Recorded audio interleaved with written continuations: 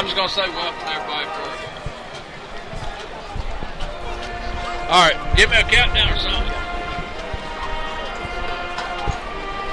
Welcome everybody to Evans Memorial Stadium here in Conyers, Georgia, the site of tonight's game between the Heritage Patriots at 5-1 this 2012 season against our own Clarke Central Gladiators, Region 8 5A matchup.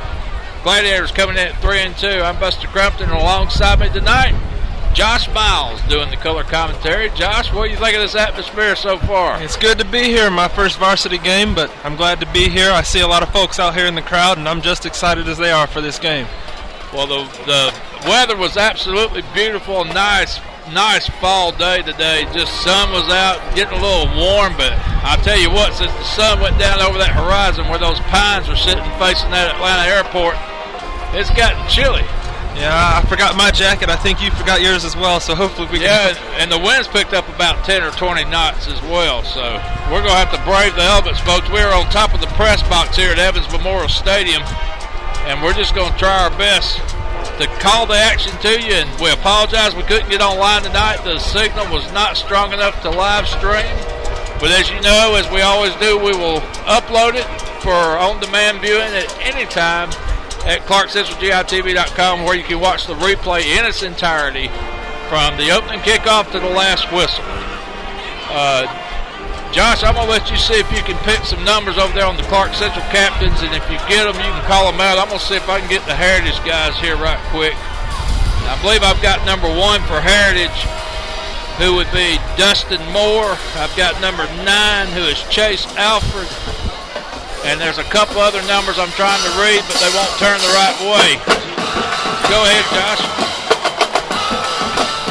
Out here for Clarke Central, we've got number 3, Cameron Johnson. Number 60, Damon Stovall. Number 36, Chika Anukam. And number 35, Cedric Armstrong. So there's your Clarke Central captains, and the Clarke Central team starting to line up behind the red banner now as we're about 5 minutes, or a little over 5 minutes till opening kickoff. And we're just waiting for the captains to make the march to the 50, get their instructions from the referee, which we will, as always, take it down to Holly Ward to get the referee's instructions. And we're going to get ready for a big region game here. As you all know, Clarke Central's locked up in a 3-way tie right now with Gainesville and Flowery Branch. Gainesville and Flowery Branch both at 4-0, undefeated in region play. Clarke Central undefeated at 3-0. And Heritage in that 4th playoffs position at 3-1 in region play. So big game tonight for both of these teams to keep their playoff destinations in check. Heritage won this game last year 21-14. After Clarke Central jumped out to a 14-0 halftime lead, Heritage did an onside pooch kick to start the second half. And it seemed like everything went downhill from there as Heritage scored 21 unanswered points to lead the Heritage Patriots to a 21-14 big region victory. Now eventually led to a championship for the region crown between Clarke Central, Heritage, and Flowery Branch. That game cost Clarke Central dearly. Nevertheless, it was Clarke Central's 2nd region championship in a row. Josh, what do you think? Both these teams coming in ranked, Heritage ranked number 12, Clarke Central ranked number 15. What do you think? Well, I tell you what, you just brought up the stakes here tonight, Buster, and I'd say that these coaches have emphasized these stakes for this game in the locker room, and the players know what's at stake. They know how big of a game this is, and I assume we're going to see both sides give their all out there tonight. Well, as the captains approach center field, we're going to go down to the sideline with Holly Ward and get the referee's instructions from the 50. Holly? Good evening, Buster. We're coming here to the center of the field and on the Patriots emblem. And the referee is preparing to toss the coin. Gladiators number 3, Cameron Johnson. The coin we're going to use is the coin of Mountaineer Battalion, Army ROTC at West Virginia University. That's my son's battalion. That's a head, that's a tail. That's a tail. You want heads or tails? Heads. You want heads. You heard heads. I'm going to toss it. If I drop it, you pick it up and do it again. is tail. Yeah, of course, kick receives the 10 goals for the second half.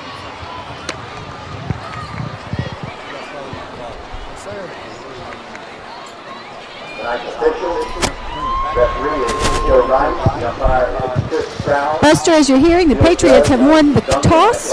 They have chosen to defer. Line judge is Alan Arnold. Line judge is Eldon Freer.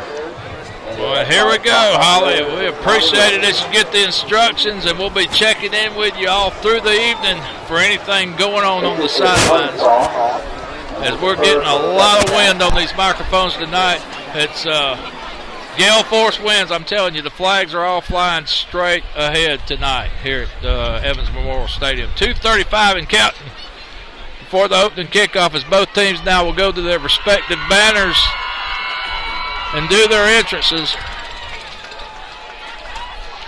And we're fixing to get ready for some 8-5A football. Big anticipated state matchup here tonight in Conyers. These two teams over the last 5 meetings, Josh, only 8 points has separated the winner from the loser. Clarke Central had a 4-game winning streak until last year when it got snapped. I love it. I love it. I love these close matchups.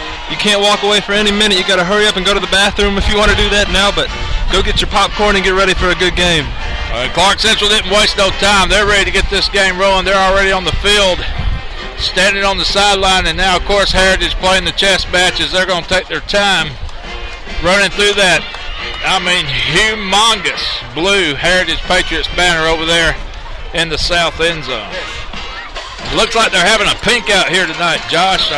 Cancer awareness, and they've got both the logos painted pink in the end zones. A lot of the Heritage players wearing some pink as well, and there comes Heritage.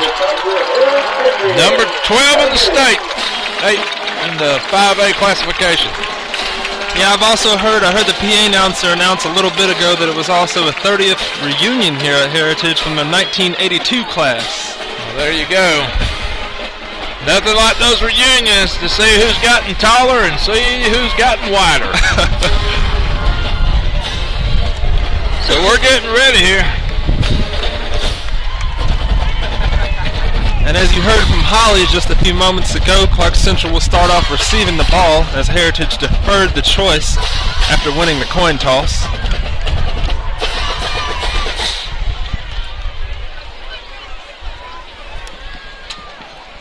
And I'm telling you, after that sun went down, Josh, it got cold quick. I see the Clarke Central cheerleaders across the way over there. They're wearing long sleeve jackets.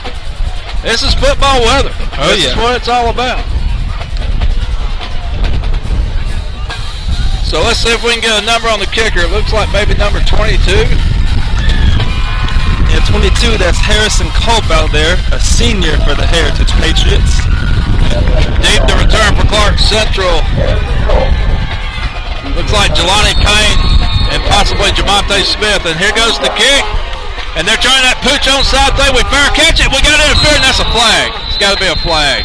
Yeah, they cannot run into the defender right there for Clarke Central. They ran into him, flags immediately called. So this should put Central ahead of where they just marked the ball. So Clarke Central with the first break of the game, and this was exactly, Josh, what I was explaining in the pregame, how Heritage started that second half off last year. And, of course, steamrolled us for 21 points. But Clarke Central, good scouting there. They was well aware of that play and was waiting on it. Oh, yeah, you have to think that Coach Riles went over that in practice, made sure the boys were ready for that play. Heritage starts the game with a little gimmick, and Clarke Central's ready for it. So we're going to be 1st and 10, depending on where the spy of the foul takes the ball. And not sure if we're going to start in our territory or possibly in Heritage territory, but they're talking. And, you know, I saw the infraction, but I've yet to see anything marked off, Josh. Right, they haven't even got to moving the chains yet. I see them talking to Coach Riles right now about where the spot of the ball will be. I wonder if they're talking about accepting or declining this penalty right here. Well, it makes no sense why you would decline, because you can only get positive yardage, I would think, out of this play. Very true. And maybe they were talking about you can ask for a re-kick. I don't know. Okay, interference. Declined. Amazing. I don't understand that. Maybe they were going to make them re-kick it if the penalty was accepted. So Cameron Johnson at quarterback, Jelani Payne, our lone setback. And we apologize for the wind, folks, but that's just the elements. Can't do nothing about good old Mother Nature here. You're going to hear that sound all night, so don't adjust your volumes at home. It's just the wind. Cameron, little quick slant over to the left side, complete, and dragged out of bounds around the Heritage 48. Looks like Jaquan Dowdy on the catch. Yeah, with a great catch right there on the quick curl route to start this ball game. Start off with a nice pass, moving the chains already. About a 2nd and 3 right here for the Gladiators. Clarke Central up to the line very quickly. They're going to mark him out around the 50. Second, we'll call it 3. Again, we have Jelani, the lone setback. We've got twins over here to the right side. Cameron looking over the coverage. We put Denzel Maxey in motion to the left side. No, that is Austin Johnson. I'm sorry. And we give to Jelani and not much doing off left guard. Yeah, they look to be ready for that play.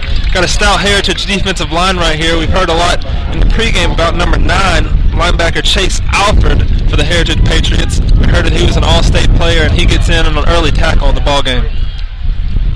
So it's going to be 3rd, and we'll call it maybe 3 again. Not much gaining on the play by Jelani. Cameron's asking for, and there we got a little break from the wind. Thank you, Mother Nature. 3rd and 3. Evans Memorial Stadium. We've just started. Clarke Central at Heritage. And Cameron's going to drop back. He's looking deep. Got him, man, just off his fingertips on the 41. That was intended, again, for number 10, Austin Johnson. Yeah, ball thrown a little bit to the outside of Austin Johnson's numbers. Austin Johnson couldn't adjust to that ball and couldn't make that catch. Tough throw there, but the Gladiators look to go on a 4th down and punting the ball right here.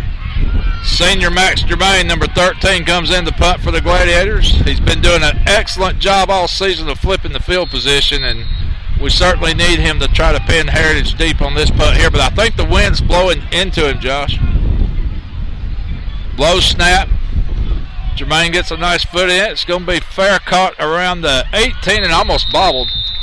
And Heritage will be in business 1st and 10 from their own 18. Yeah, that was number 6, Obi Fortune there receiving that kick for Heritage. As you noticed, he almost did bobble that ball and fumbled it. He makes sure to get on top of that ball, so Heritage will start on their own 20-yard line to start their first drive. So here we go. Heritage for the first possession of the night. They line up in a, looks like an I formation, just like a compact I formation. Sutton gives off. Oh, we met him at the line. Nothing going, maybe half a yard at the most. Clarke Central, good pursuit on the play. Looked about 7 yellow hats on that football right after he got the handoff. I know you talked about Heritage running that ball, pounding that ball a lot this evening, so I'm sure Clarke Central have all those linebackers flying around the ball all game. It's going to be 2nd, and they gave him a yard and a half. 2nd and call it 7. 2nd and 7, and 3 cheers for Charlie Harris, our cameraman. He has just showed up here at Evans Memorial after he took all day to cross I-20, I'm sure. Sutton this time gives to the up back. That looks like that was number 14. Is that Miles Hunter? On the carry, I'm not sure. I think they called out number 34, Mercer Bradley, a senior out there for the Patriots, on that quick fullback dive. Nice little gain. It's going to be 3rd and 4 for the Patriots, as they have did much of what they did last year, and that's run, run, run. Heritage rarely passes.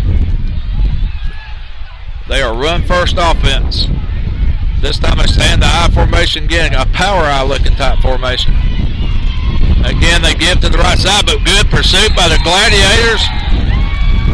On the tackle, it looks like number 15, Marquavius Ford. Yeah, Marquavius got into the backfield, as well as number 7, Drico Browner. Both of them setting that edge right there, not allowing Heritage to get around that end. Well, I'll tell you what, that was a good 3 and out for Clarke Central. There was nothing much gained there, and we said it before, this was probably going to be both defenses coming against each other. So, back deep for the Gladiators, Jelani Payne. Heritage, nice snap. They get the punt off. Nice little punt, end over end. Payne's going to field it around the 40. Tries to shake one guy, gets a block. Tries to shake another. Good moves by Jelani, but couldn't get away from 3 other blue jerseys. As Ricky Bobby would say, he showed a little shake and bake right there on that beginning of that return right there. That was definitely some shaking and baking. That would win probably most dance contests in America, the way Jelani was moving back there. 1st and 10 Gladiators. They're on the 43. And again, the wind wants to pick back up. And I believe the wind's blowing in the Gladiators' face. Don't know if that's going to affect Cameron's passing. We'll just have to see. We've got double stacked twins to the left side. Denzel and Jelani in the backfield. Cameron's going up under center. And we give to Jelani off left side. He's got a little bit of a hole and squirts through for about 4 yards. Nice little gain on first down. About 4 yards on the first down right there. Good way to start off this drive. It's going to make it 2nd and 6.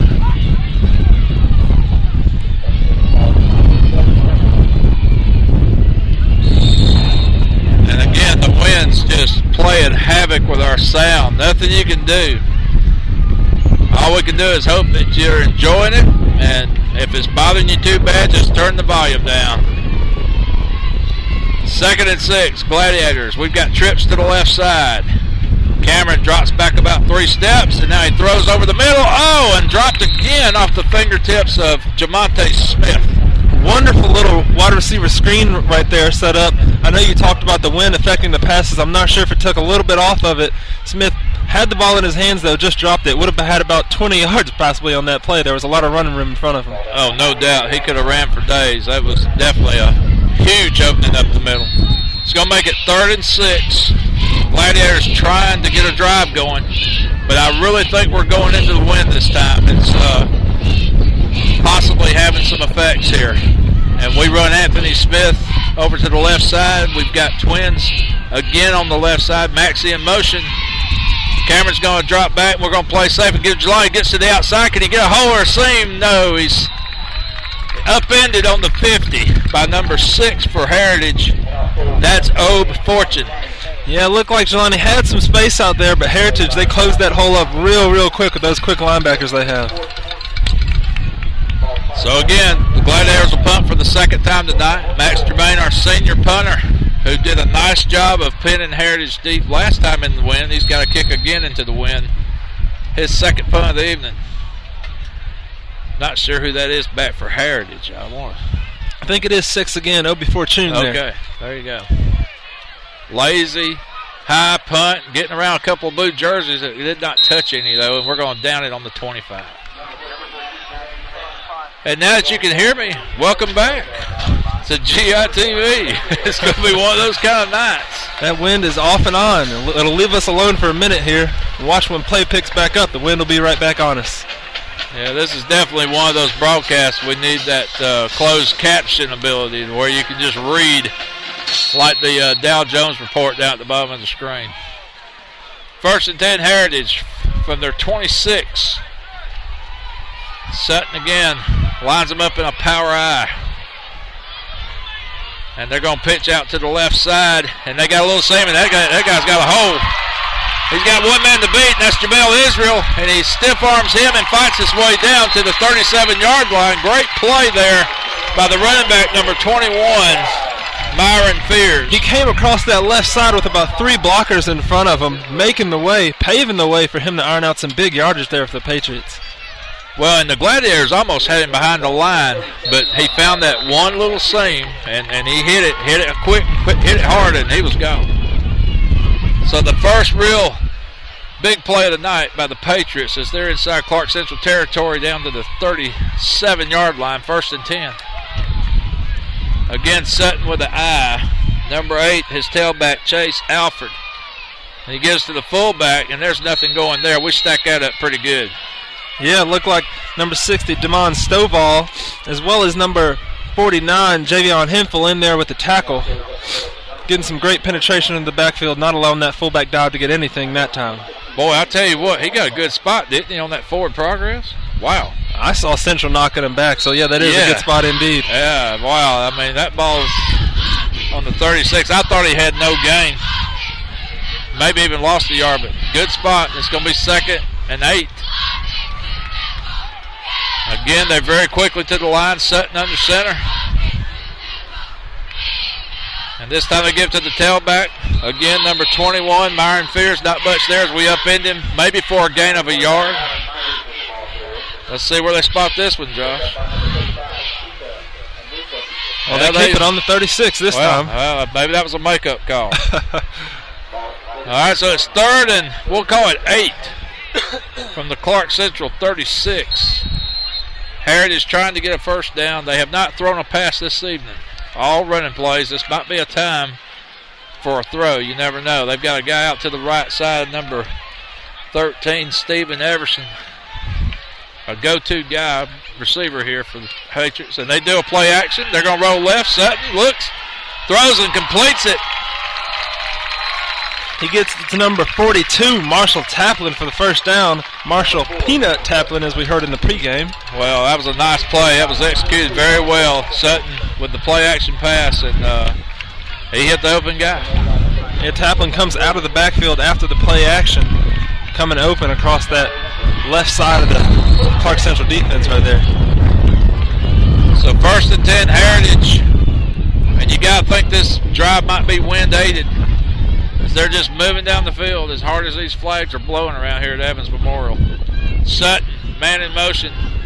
They give to the tailback off left guard, and I think that's Stovall saying, no way, sir, not tonight. I think indeed they'll spot this one behind the line. Stovall gets into the backfield immediately to make that big tackle on number 21, Myron Fears, for the Patriots. So they're definitely finding something outside, Josh, outside the left and right game on the running game, but up the middle, I mean, we've been pretty stellar. Stovall has been a force up there, pushing back that guard each time. It's going to be 2nd and 11, and that might be the first negative play for Heritage this evening. And they've got Everson way out to the right. Watch for something in the corner. Now they're going to sweep left, and we pursue that excellently. Wow. 2 white shirts on him. Number 97. And I believe that is Alan Bam Bam Miller, and number 33, Cedric Armstrong, on the tackle for the Gladiators. And you saw number 7, Drico Browner, coming off that edge again, setting that edge and allowing those Gladiators in the middle to come in there and make that big tackle. And explain, Josh, to everybody watching how that's so key in setting up what happened there. Well, if they're trying to do that outside run, he's immediately taking away that outside run so they can't go outside. And if he has to cut back inside, those Gladiators are waiting there to make the tackle. Turns them back inward. So Sutton here on 3rd and 14, they give to Fears, and Fears is trying, oh, we trip him up. Nice play by number 20, Kayvon Williams. Big tackle right there. We didn't have anybody out there on the edge, but Kayvon Williams shows off some speed right there, tracking down the running back and grabbing him by his ankles. Well, and Heritage has, after a nice running play to get it deep into Clarke Central territory, they've just about been going backwards on this drive here. It's 4th and 14. And it looks like Sutton's going to stay in. So they may be going for it. I guess it's no man's land. Too far for a field goal, too close to punt. So you just roll the dice if you're Heritage here. And they're going to line up in shotgun. Now they're going to talk about it. We've got a timeout on the field. Let's go down to the sideline and see what's going on with Holly Ward. Good evening, Buster. We're down here, and as you can see on the camera, it is a pink out here in Conyers at Heritage High School. Many of the boys have on pink socks and pink bands on their helmets, so in reference to October Breast Awareness Month. So wearing some pink. One thing I want to comment on here, Buster, you're way up high. I'm not sure if you can tell from your angle. The offensive line for Heritage is tall. I mean, 2 or 3 heads taller than most of our defensive line. So that's pretty impressive down here to see. Well, Holly, thank you for that report. They've definitely got some well-fed youngins on that Heritage squad. They passed the eyeball test for sure. And but I think our defensive line, hanging with that offensive line, Heritage is pretty good right now in that first quarter. Josh, what do you see shaping up? Well, first off, this is a big 4th down play right here. You know, you figure it's going to be a pass with a 4th and long right here, so we'll see if those Clarke Central DBs can step up and break up this pass right here. Shotgun formation. Sutton's got twins to both sides, twin receivers to the left, twin receivers to the right. He's going to roll to his left side, looking, throwing, and he's got it complete. Nice play, but I don't know if he got the first. It's to complete to number 6, Obi Fortune, and I guess he's playing both ways tonight. They may have to bring out the chains for this one. This looks to be right at that first down marker. Well, I tell you what, that is right on the line, and I'm watching that referee's feet very hard here, making sure it ain't going to head south and make sure he stays put. Let's see. And here's what I don't get, Josh, and maybe they can see at home on the broadcast. Why does the guy with the ball start walking away? Who's actually getting the spot now? How can they figure out who's got the ball? Right, and where is that it guy goes? down there supposed to memorize where the ball just Yeah, was? I just don't know why you move the ball. And this is some of the craziest stuff I've ever seen. And we saw some of this stuff last year up here, and just, you know, when you get away from your – well, now there's a flag on the play. I just saw the referee pick up a flag, so maybe that's what's going on. Maybe it was holding. And Clarke will definitely take that. You got to replay the down. You ain't got no choice because you're not guaranteed that measurement. And so Heritage will indeed bring out their punt team now. Well, we got lucky. We got lucky, I'm telling you what, because that spot was going to be generous. So Clarke will put Jelani Payne deep to receive, and it looks like Jamel Israel possibly. Is that number 5? Josh, can you tell for Clarke Central over there around the 10? Yeah, that does appear to be number 5, Jamel Israel out there. Heritage in punt formation. Long count. 4th and forever. And that kick's Jelani's going to let it go and just hope that it gets in, and it does. That's an automatic touchback ball come out to the 20. Great decision there by Jelani. You want them to stay up near the 10-yard line, put their feet on it. If that ball goes behind them, try to let that get into the end zone for the touchback. Let's check in with Holly on the sideline. Holly? Yes, Buster, the attitude and atmosphere here on the sidelines is very focused this evening. These gentlemen are here with a mission. They're coming over to talk with Coach Self, and he's got his board out ready to give some instructions, but there's serious business down here today. No playing and taking every single play very seriously. Well, as it should be. 2:13, this first quarter is almost gone, and both teams having a hard time moving the ball on each other. And did we have a stoppage by a referee or something here? No? Okay. Clarke Central with twins to the right side. Cameron's going to be under center. We give to Jelani, who makes a nice little move at the line of scrimmage and maybe picks up 2-3 yards depending on the spot. Seems like on each first down in this game, Clarke Central's picking up yards. That's a good way to start a drive. We'll see if they can keep that momentum going forward on this one. Well, and it doesn't look pretty right now, but you know what? You keep hitting those in between the tackles. We all know come fourth quarter, those defensive linemen get tired. So. Oh, yeah, that wears on them. That wears on them throughout the ball game. Nice gain. Jelani picked up almost 5 yards. We'll call it 2nd and 6. Ball's just shy of the 25. 2 receivers to the left side. Jaquan Dowdy. I'm not sure who the other one may be, Jamonte Smith or Austin Johnson. I'll get a number in a second. Cameron in shotgun. He's going to roll to his left side. He's looking. He throws. We just had another one fall off our fingertip. That one was a beautiful throw right there by Cam. Just can't hold on to the ball, does Dowdy on that play. Well, he caught the first curl route early in the ball game. Can't hold on to that one. I think that's 3 drop passes in a row, and I could understand if they were over their head or at their ankles, but these balls are in their hands. That was in his hands. Got to make those catches. So now you're 3rd and 6. Still a very manageable down. Anthony Smith, we're going to move to the left side. Denzel to the right. We've got Jaquan over here to the right side. Again, Cameron's going to go under center. 3rd and 6. We fake to Jelani. Oh, Cameron almost lost his foot, and he's going to let it go. We got a home run ball. And was it caught by Austin Johnson? Beautiful throwing catch right there. Wow. I mean, everything that almost could have went wrong on that play, Josh did, but it didn't. I thought Cam had slipped up and fallen to the ground. He regains his foot, regains his feet, and throws a beautiful deep ball to Austin Johnson right there. Who I thought Austin was going to let the ball hit the ground before he did and possibly lose it, but he held on to it, secured it. So first down, Gladiators, and now for the first time tonight, we're deep inside Heritage territory. I formation, Gladiators. We've got Johnson to the right. We've got Dowdy to the left. We're in a power I. Maxey, the fullback. And Jelani's going to square it off right guard and maybe picks up 2 yards, and that's all. That's number 42 in there, Marshall Taplin, making the tackle for Heritage. 40 seconds and counting here in the first quarter. Clarke Central 2nd and 9. Ball's just outside the Heritage 30. Caught the 31. Cameron getting instructions. They'll have to run a play or get a penalty before the quarter ends. We've got Twins to the right side, and Jelani's in the tailback position. We put Johnson in motion. And we're going to fake a handoff to Jelani, and Cameron's got a man downfield. Diving catch made.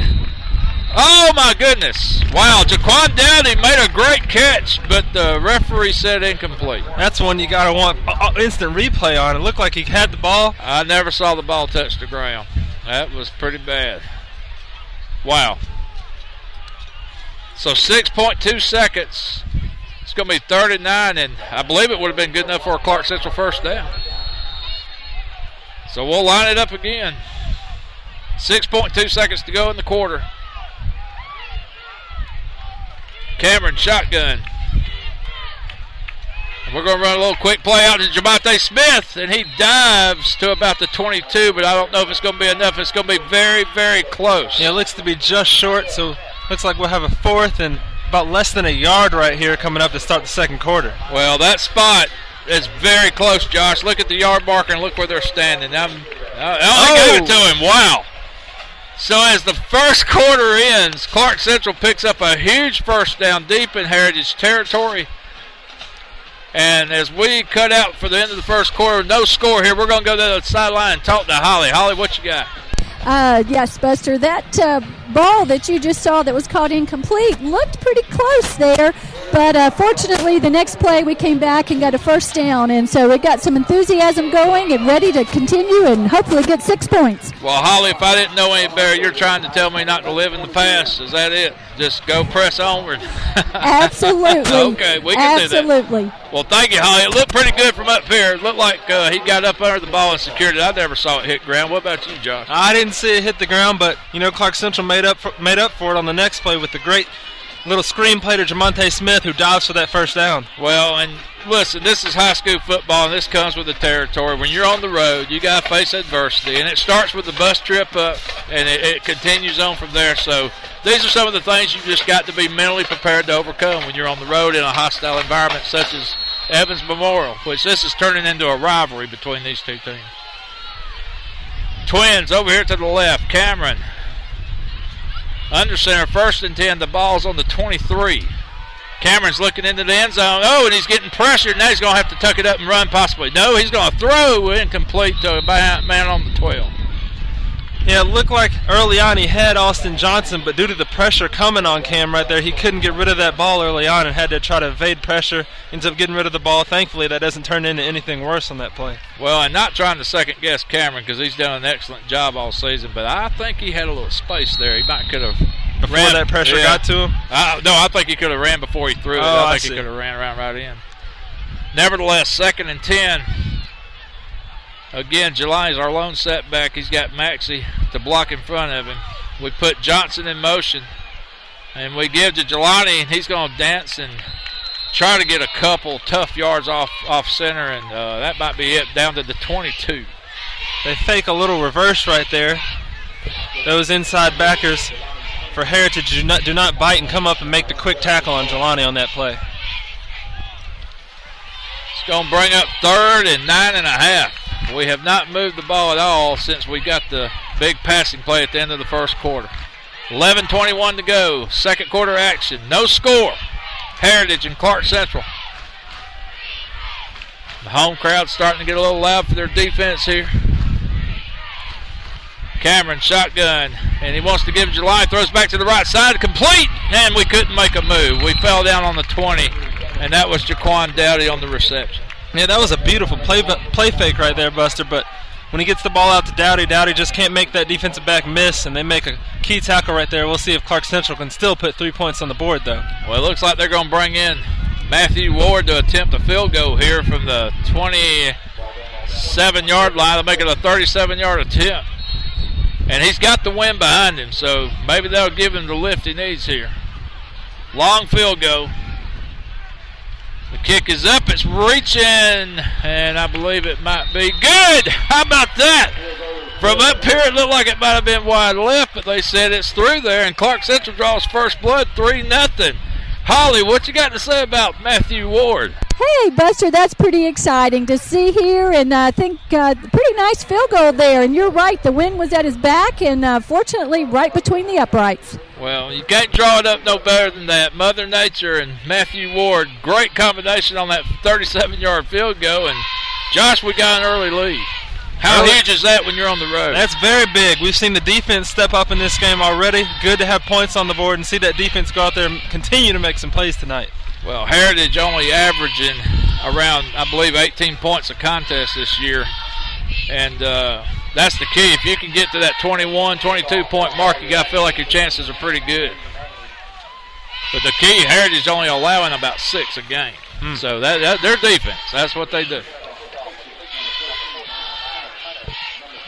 Well, we're halfway to that 6-point mark, and we're only in the second quarter, so 10 minutes to go. I'll take the 3-0. I'll take it. Max Germain in the kick for the Gladiators. Let's see if we can get you a number deep for Heritage. He sticks a foot in. It's going to be a very short kick. And it's going to be fielded around the 20 as the guy makes a nice move, but we make a good tackle on the 25. That was number 14 for Heritage. Who is it, Joe? Miles Hunter out there on that return, trying to make a couple moves. Clarke Central gets in there and makes a big tackle on the 25-yard line. I tell you what, if I'm noticing anything as far as a difference so far between these two teams, Josh, it seems like Clarke Central might be just a hair faster. Does that make any sense? Well, we did see that earlier in the game when Myron Fears for Heritage tried to get outside, and we immediately see Clarke Central guys coming out there and making that tackle on him. Sutton lines the Patriots up on the 25, 1st and 10. And they're going to do a little play action. They got Everson streaking down the right side. Can we get some pursuit there? No. And, we almost no, they made a catch, and they might call us for interference to boot. I thought we might have got a hand on it and tried to intercept it. Marquavius Ford on the coverage, but let's see what the call is. I thought I saw a Heritage player come up with the ball. I might be mistaken. Right, it bounced off 42's hand, and it looks like number 9 caught the ball, so perhaps they will take away this flag right here. They will indeed. They're waving it off. There you go. You saw it, Eagle Eyes. So that's number 9, Chase Alford, that caught the ball off the deflection for the Patriots right there to give them a first down. Well, Clarke Central really needs a stop here. You don't want Heritage to come back and answer that score. You want to make a stop and get that ball back and start thinking about a 2-score game. Patriots on the 35. We're at 10-12 in the second quarter. Clarke Central leads Heritage 3-0. Sutton gives to his tailback. He makes a nice move, and that's number 21, Fears again, who's been doing the bulk of the carries tonight for Heritage. Yeah, we're going to hear his name a lot more tonight. They've been giving him the ball continually. As you've seen, Heritage has not thrown the ball a lot thus far, so assume to hear Fears' name a ton coming out of that backfield for them. And I tell you how bad the wind must be playing havoc down there on the field. Sutton ran entirely over to the sideline to get the play call, and now he's running back in, and that's a lot of running for your quarterback, especially when you've only got so much time to get your play off. 9:35 to go. Heritage stays in the eye. 2nd and 6. This time they give to the fullback, and again, Josh, there's just nothing doing in between the tackles. Yeah, that Clarke Central defensive line, especially those two in the middle, especially Desmond Stovall. We've seen him stuff those runs up the middle along with number 97, Alan Miller, showing some stoutness up there, the junior and the senior for the Gladiators. Well, they've been doing it all year, and we need it tonight bigger than ever. 3rd and 5. Crucial region matchup here in Conyers, Georgia. Evans Memorial Stadium. Buster Crumpton alongside me, Josh Miles, bringing this to you here on GITV. Sutton. They almost looked like they were going to try to end the round, but we read it nicely, and they opted out to the tailback streaking around left side for no gain, and they're going to actually lose about 3 yards on the play, 4th down. Now, you talked about speed earlier. It seemed like on that play the Gladiators had already built a home in the backfield.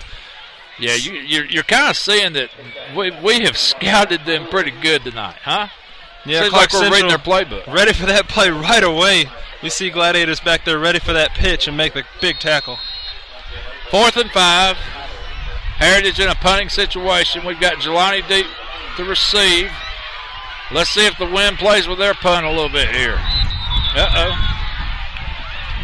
Did we call time? Yep, timeout Gladiators. Holly, you got anything on the timeout?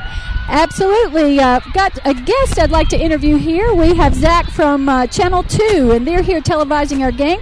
Zach, how many games are you all doing this evening? For Sports Zone Friday, Holly, we'll probably be at close to a dozen games. We are trying to blanket the area with the biggest games, the best rivalries, and the hospitality has been great here. So looking forward to this outstanding matchup. And we try to get the best games from all different classifications. There's some unbelievable games going on. Stevenson and Tucker is one game we're looking forward to see, plus this game. So we try to blanket the area and bring the best high school football coverage to those that watch Channel 2 on a weekly basis. Well, the kids really enjoy that. They're definitely, when they get home, they're turning on the TV to see the highlights of any game. Any other scores you've heard that are coming in this evening? I haven't heard any scores right now. I'm trying to check some things out. I've been kind of focusing on the action here, and we might show a field goal. Do you have any pointers you could tell me on maybe correct pronunciation or future possibilities for this outstanding field goal kicker for Clarke Central? I think, especially if the score remains 3-0, we might have to show this amazing, talented kicker for the Gladiators tonight.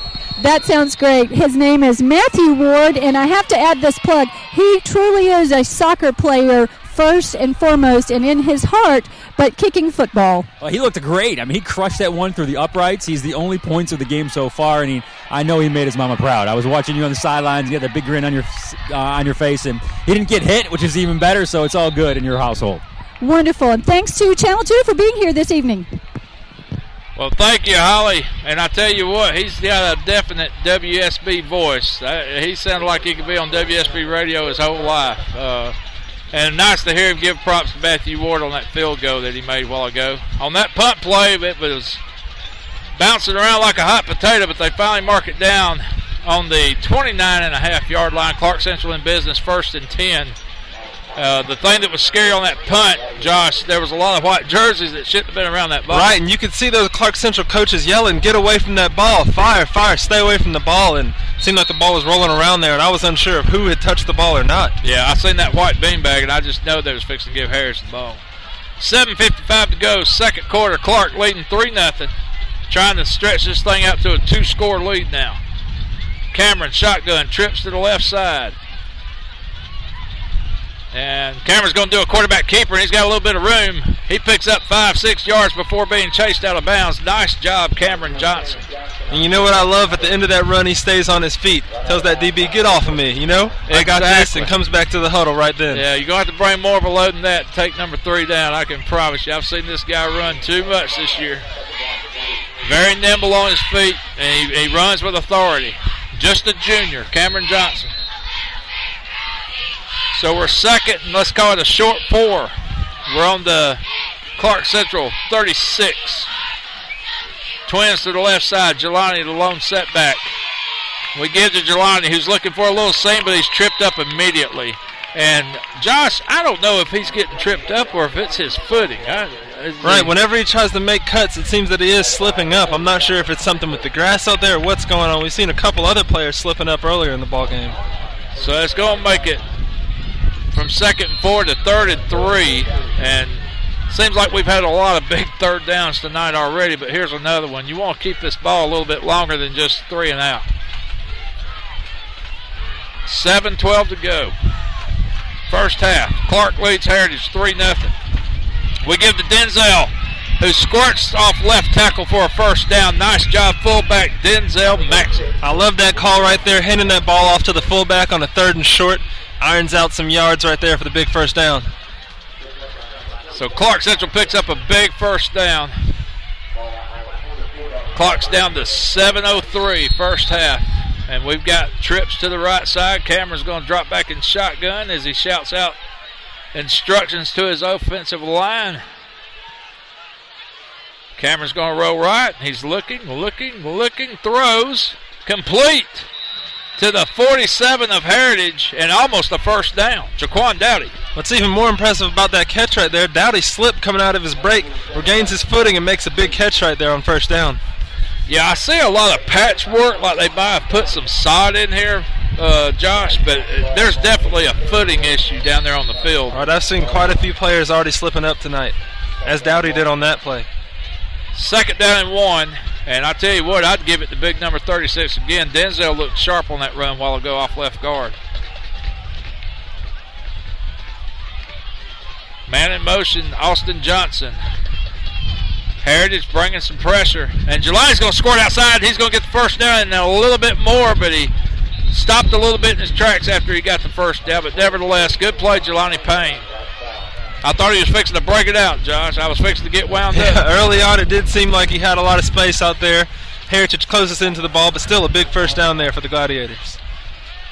6:11 to go, first half action. Clarke leads 3-0. This game is flying. It is absolutely flying by. We started at 7:30.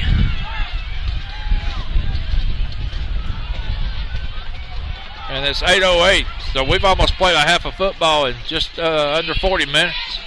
5:53 to go.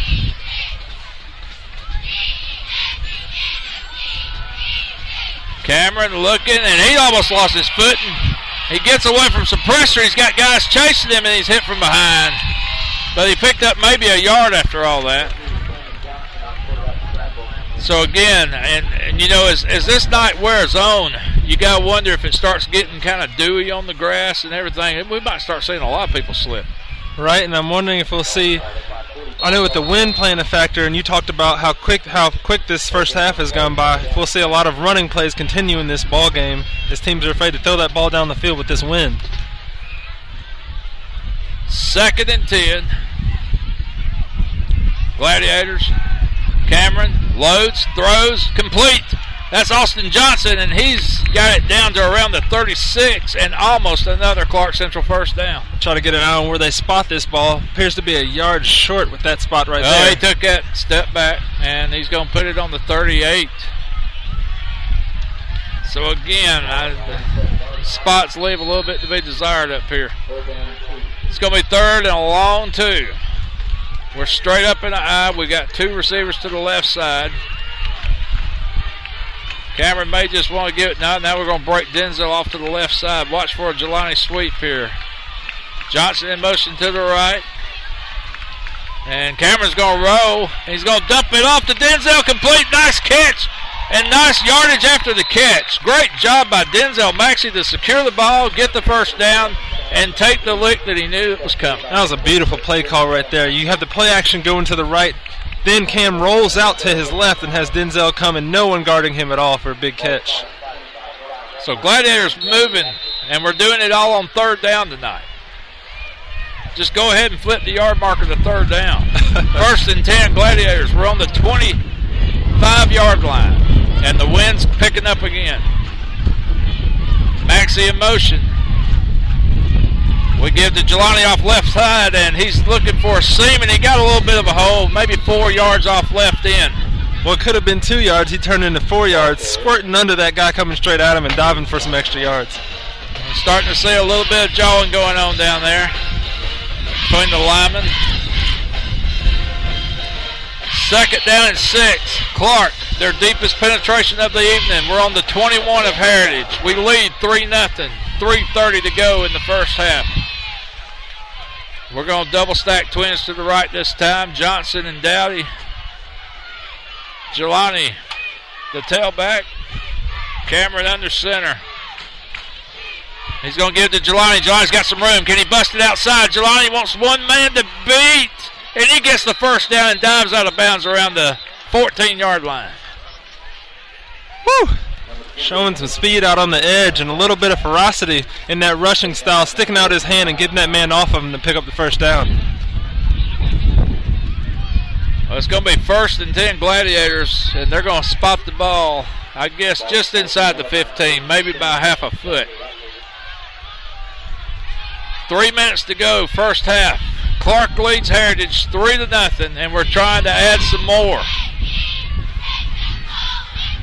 But I'm going to tell you what right now, Josh, you need more than field goals against these guys. You need some touchdowns. Cameron, slap across the middle, momentarily had a reception and then drops it. And I'm thinking that's Jaquan Dowdy. Yeah, it was Dowdy again with the drop. Ball was a little high, but still hit Dowdy's hands. When that ball hits your hands, you got to make that catch. Yeah, we used to have an old receiver coach back when I went to school back in the day. He said, if you can touch it, you can catch it. And that was his mentality. That's just all he said. I'm sure he would have had something to say about that one. 2nd and 10. Clarke inside the 15. Cameron shotgun. This time he looks to the left side. Oh, he's crossed the middle, complete. Jamonte Smith, touchdown, Gladiators. Clarke Central leads it 9-0. Wonderful play call right there. They have three wide receivers out on that side. They send Jamonte Smith on a nice little slant to the middle, has running room, and sneaks it up in there for the touchdown. So with 2:58 to go in the first half, Clarke Central stretches this thing out by 2 scores now, as Matthew Ward will come in for the point after touchdown. And this is huge too, guys. You don't want to leave anything on this field. Big extra point here. Good snap. The kick is up, and the kick is good. Timeout on the field with 2:58 to go. Your score, Clarke Central 10, Heritage 0. Let's see if Holly Ward's got anything for us on the sideline. Again, Buster, the attitude here is all about business, making sure we're doing what we need to do, and they're very intense down here. I do have a young boy I'd like to interview very quickly. This has been our faithful ball boy all through the season. This is AJ. AJ, what grade are you in? 6th. 6th grade, AJ, and you have been here and been such a good job, done a great job with the ball boy. Can you tell us anything about what it's been like on the sidelines for you? It's fun because we get to spend time with the players, and I learned to be with the players more, and I know the players more. With that, wonderful. Well, you've got some good ones to look up to here on the sidelines. Buster, thank you from the sidelines. Holly, ask him where does he go to school? Yes, AJ, Buster wants to know where you go to school. BHL. That is Bernie Harris Lions. There you go, Bernie Harris Lions, another fine product. Tell him go Lions. Buster's saying go Lions. Thank you. Thank you, Holly. Great interview. Another BHL product. And this time Gervain sticks a foot in and gets it down to around the 9, fielded by number 14, Miles Hunter. And we finally tackle him around the 23, 24-yard line. Heritage will go in business 1st and 10, 2:52 to go. Josh, 10-0. What do you do if you're Heritage? Woo. Well, Heritage, you know, they have to be thinking about, do we need to pass right now? I know they get the ball coming out of the half. However, 2 minutes and 52 seconds right here. They may need to pass the ball, get some points on the board if they're going to stay in this game. Well, I'll tell you, this is where you don't mind seeing this game fly now. You got a 10-0 lead. In less than an hour, we've almost completed the first half.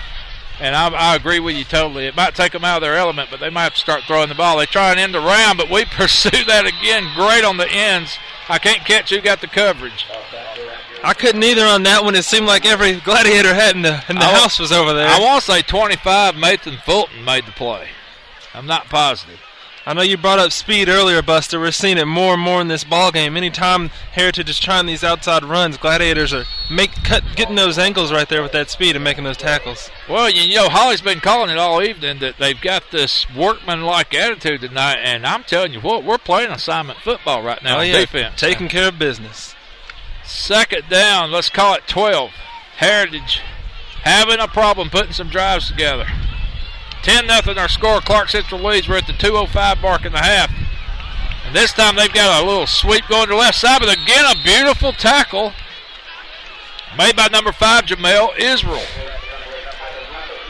The junior Israel right there, coming from the safety position and making a big tackle.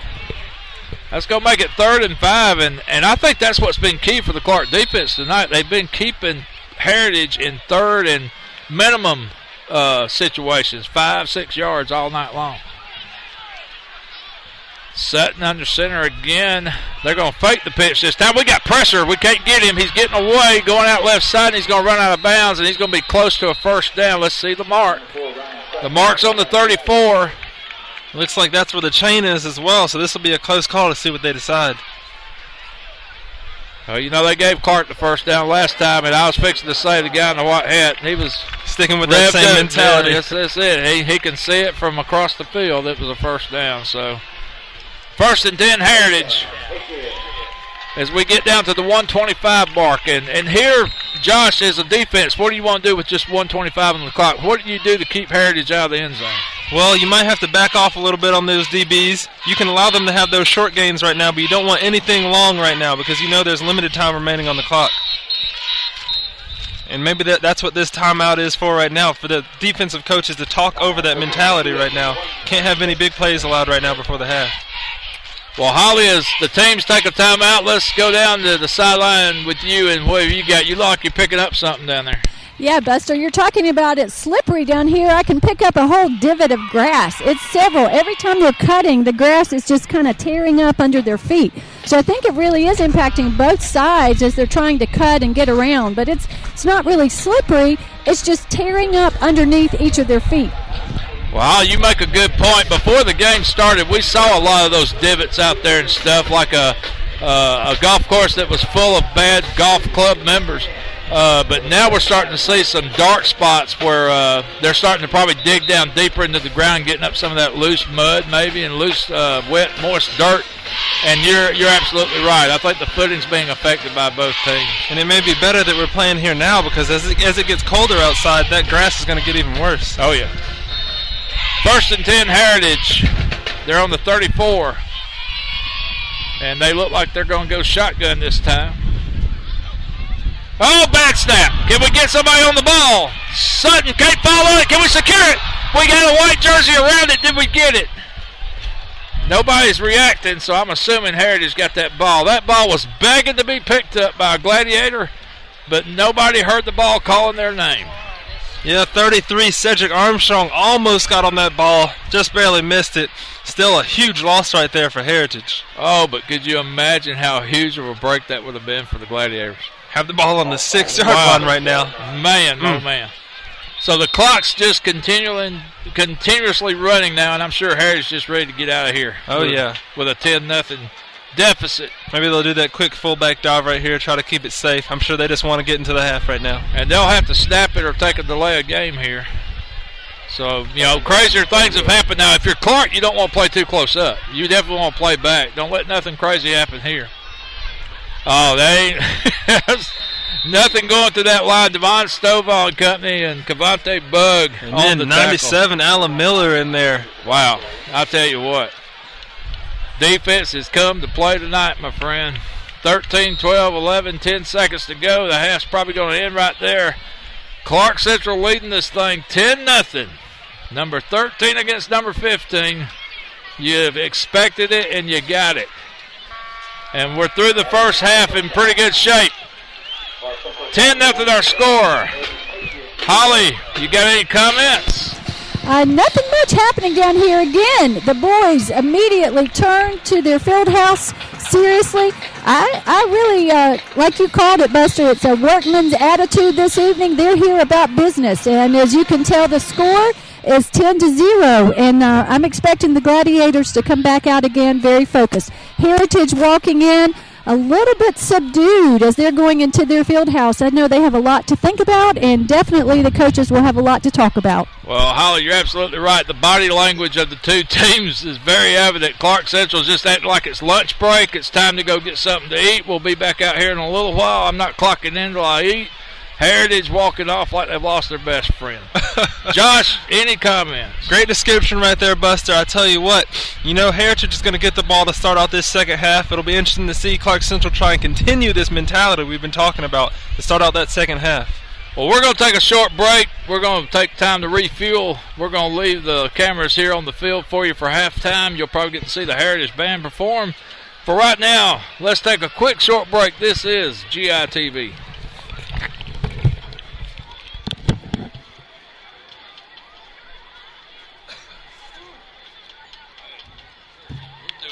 Damn good, y'all. I mean, awesome. She got the WSB. Hey, that sideline mic's worth its money in gold. Chris came up with that idea. I mean, that's been the best thing to go.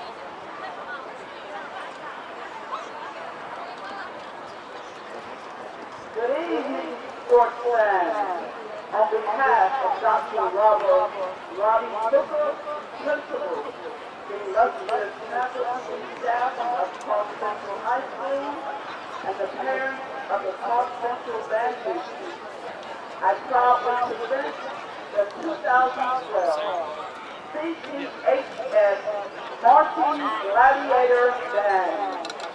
The band is under the field direction of Senior Drum Major Alexis White. The 2012 musical theme is a musical journey through and beyond. Tonight's selections are Sing, Sing. My Girl, which features Jacob Finn on baritone. You make me want to shout, featuring Jack Wright on mellophone, and the old Beatles favorite, Hey. So, sit back and relax as the Clarke Central Gladiator Band entertains you.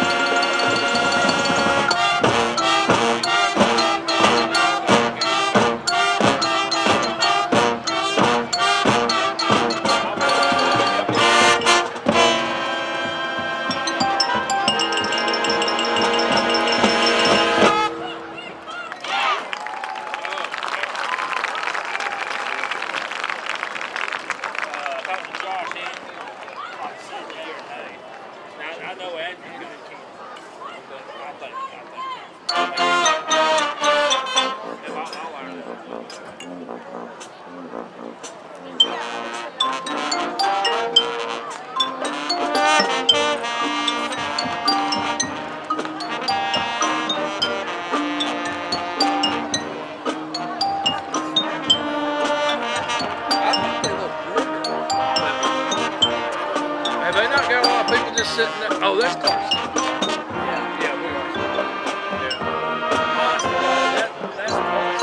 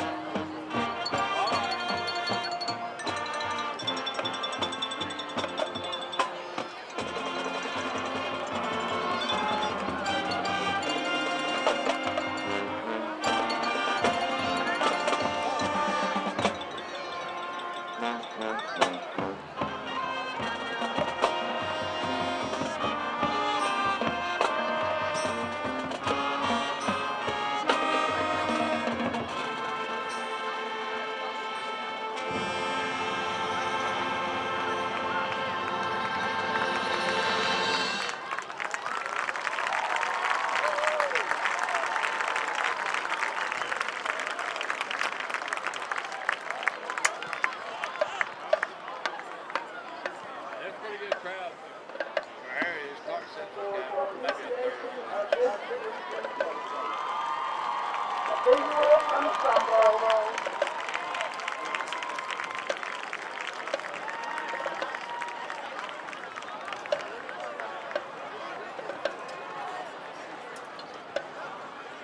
The band program is also assisted by Urban Song, director of band at the Paris University, and the Joshua Butler, director of band at Clarke University. The CCHS director of band, your announcer has been Jerry Patterson. Again, we thank you very much.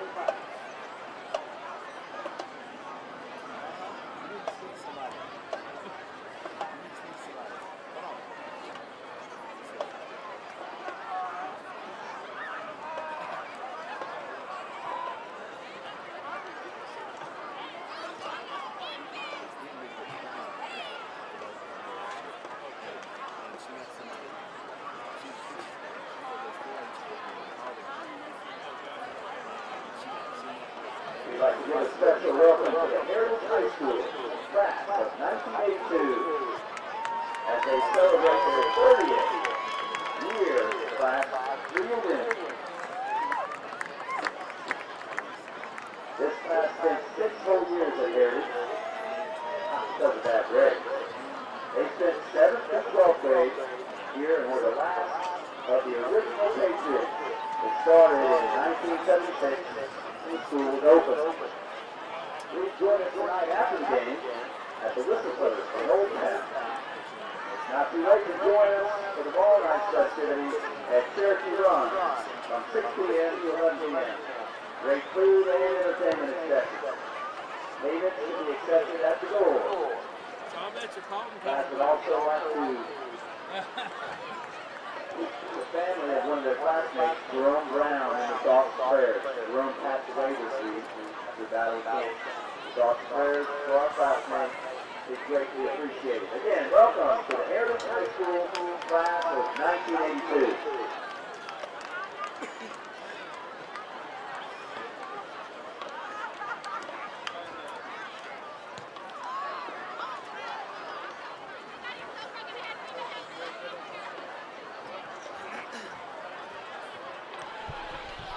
Well, we just enjoyed 2 great high school bands, the Clarke Central Gladiator Marching Band and the Heritage Fighting Patriots Band performed very well also. And we've got some stats for you here, courtesy of Athens Chevrolet. Clarke Central on the night, rushing, they've got 40 yards on 13 carries. In the passing game, Cameron's 8 for 14 for 105 yards. They've been doing the damage through the air. Heritage, total offense so far tonight, 21 yards. Josh. Wow, you got to think that fumble plays into that, but even still, Heritage has really been going for that outside run, and that Clarke Central speed is taking that away. Other notables in the stat department, Myron Fears for Heritage has all 21 of their positive yards. Jelani Paynes has 29 for Clarke Central in rushing. And most of the offense that Cameron's been finding on the passing has been number 1, Jaquan Dowdy. Oh, yeah, and it could have been even more to Jaquan Dowdy. A couple catches that didn't go his way. One we thought he caught down here, and another that was a little high down there he could have caught, but I'm sure Dowdy will want to get his hands on some more this half to make up for that. We played a scoreless first quarter. Both teams were kind of filling each other out, both defenses standing up strong, and we pretty much expected that coming into this game, that both defenses would dominate. But then Clarke Central got on the board midway through the second with a Matthew Ward field goal, making it 3-0. And then with about 3 minutes left to go, Cameron found Jamonte Smith across the middle on about a 12, 14-yard pass to make it where we stand 10-0. Josh, second half, what adjustments does Heritage need to make to try to get back in this game? Well, I tell you what, I'm sure that Heritage offensive line coach had a lot to say about allowing those Clarke Central defensive linemen to get that huge push on them, taking away Heritage running game completely. We thought that Heritage would have a big running game coming into this, but we've seen the Clarke Central defensive line be quite stout. Heritage knows their D-line, their offensive line, I should say, needs to step up in this half if they want to be effective. Well, for all those Gladiator fans who remember last year all too well, we jumped out to a 14-0 halftime lead. Everything was looking positive, looking great, and then Heritage came out in the second half and put up 21 unanswered points to go on to a 21-14 win. Clarke Central's only regular season loss last year, as we finished 9-1 and tri-champions with Heritage and Flowery Branch. So much of the same tonight. Clarke Central jumps out. Nice 2-score, 10-point lead. But what does Clarke Central got to do, Josh, to maintain this momentum? Well, one thing, as we've talked about, got to catch those balls. When the ball gets put to your hands, as you brought up, that your wide receiver coach told you, if you can touch it with your hands, make that catch. Clarke Central could have even more big plays in this game if they would have caught some balls early on. Clarke Central doing a great job on third down, but it would be great to see early on in these drives if they can iron out some first downs on first and second down as well, and not get in those pivotal situations on third down trying to hope for a first down each time on those. Do you take Heritage out of their element if you score quickly in the second half if you're Clarke Central? Absolutely. Heritage, their quarterback doesn't seem too comfortable throwing that ball down the field, so I'm sure that Clarke Central would love to try to force them to have to throw the ball in this ball game. They've taken away the run thus far, and I'm sure they'd love to see what Sutton can do with his arm. If Heritage is going to win, Clarke Central's probably saying you're going to have to beat us with your arm if you're going to beat us. Well, it's been everything we expected. Heritage ranked number 12 in some polls, number 13 in the other rankings. Clarke Central as high as number 15 in the Maxwell ratings, Max Prep standings. And both teams, I got to say, holding true to those rankings. And what is it? Offense puts up points, but defense wins championships. I love that saying. You're seeing that tonight.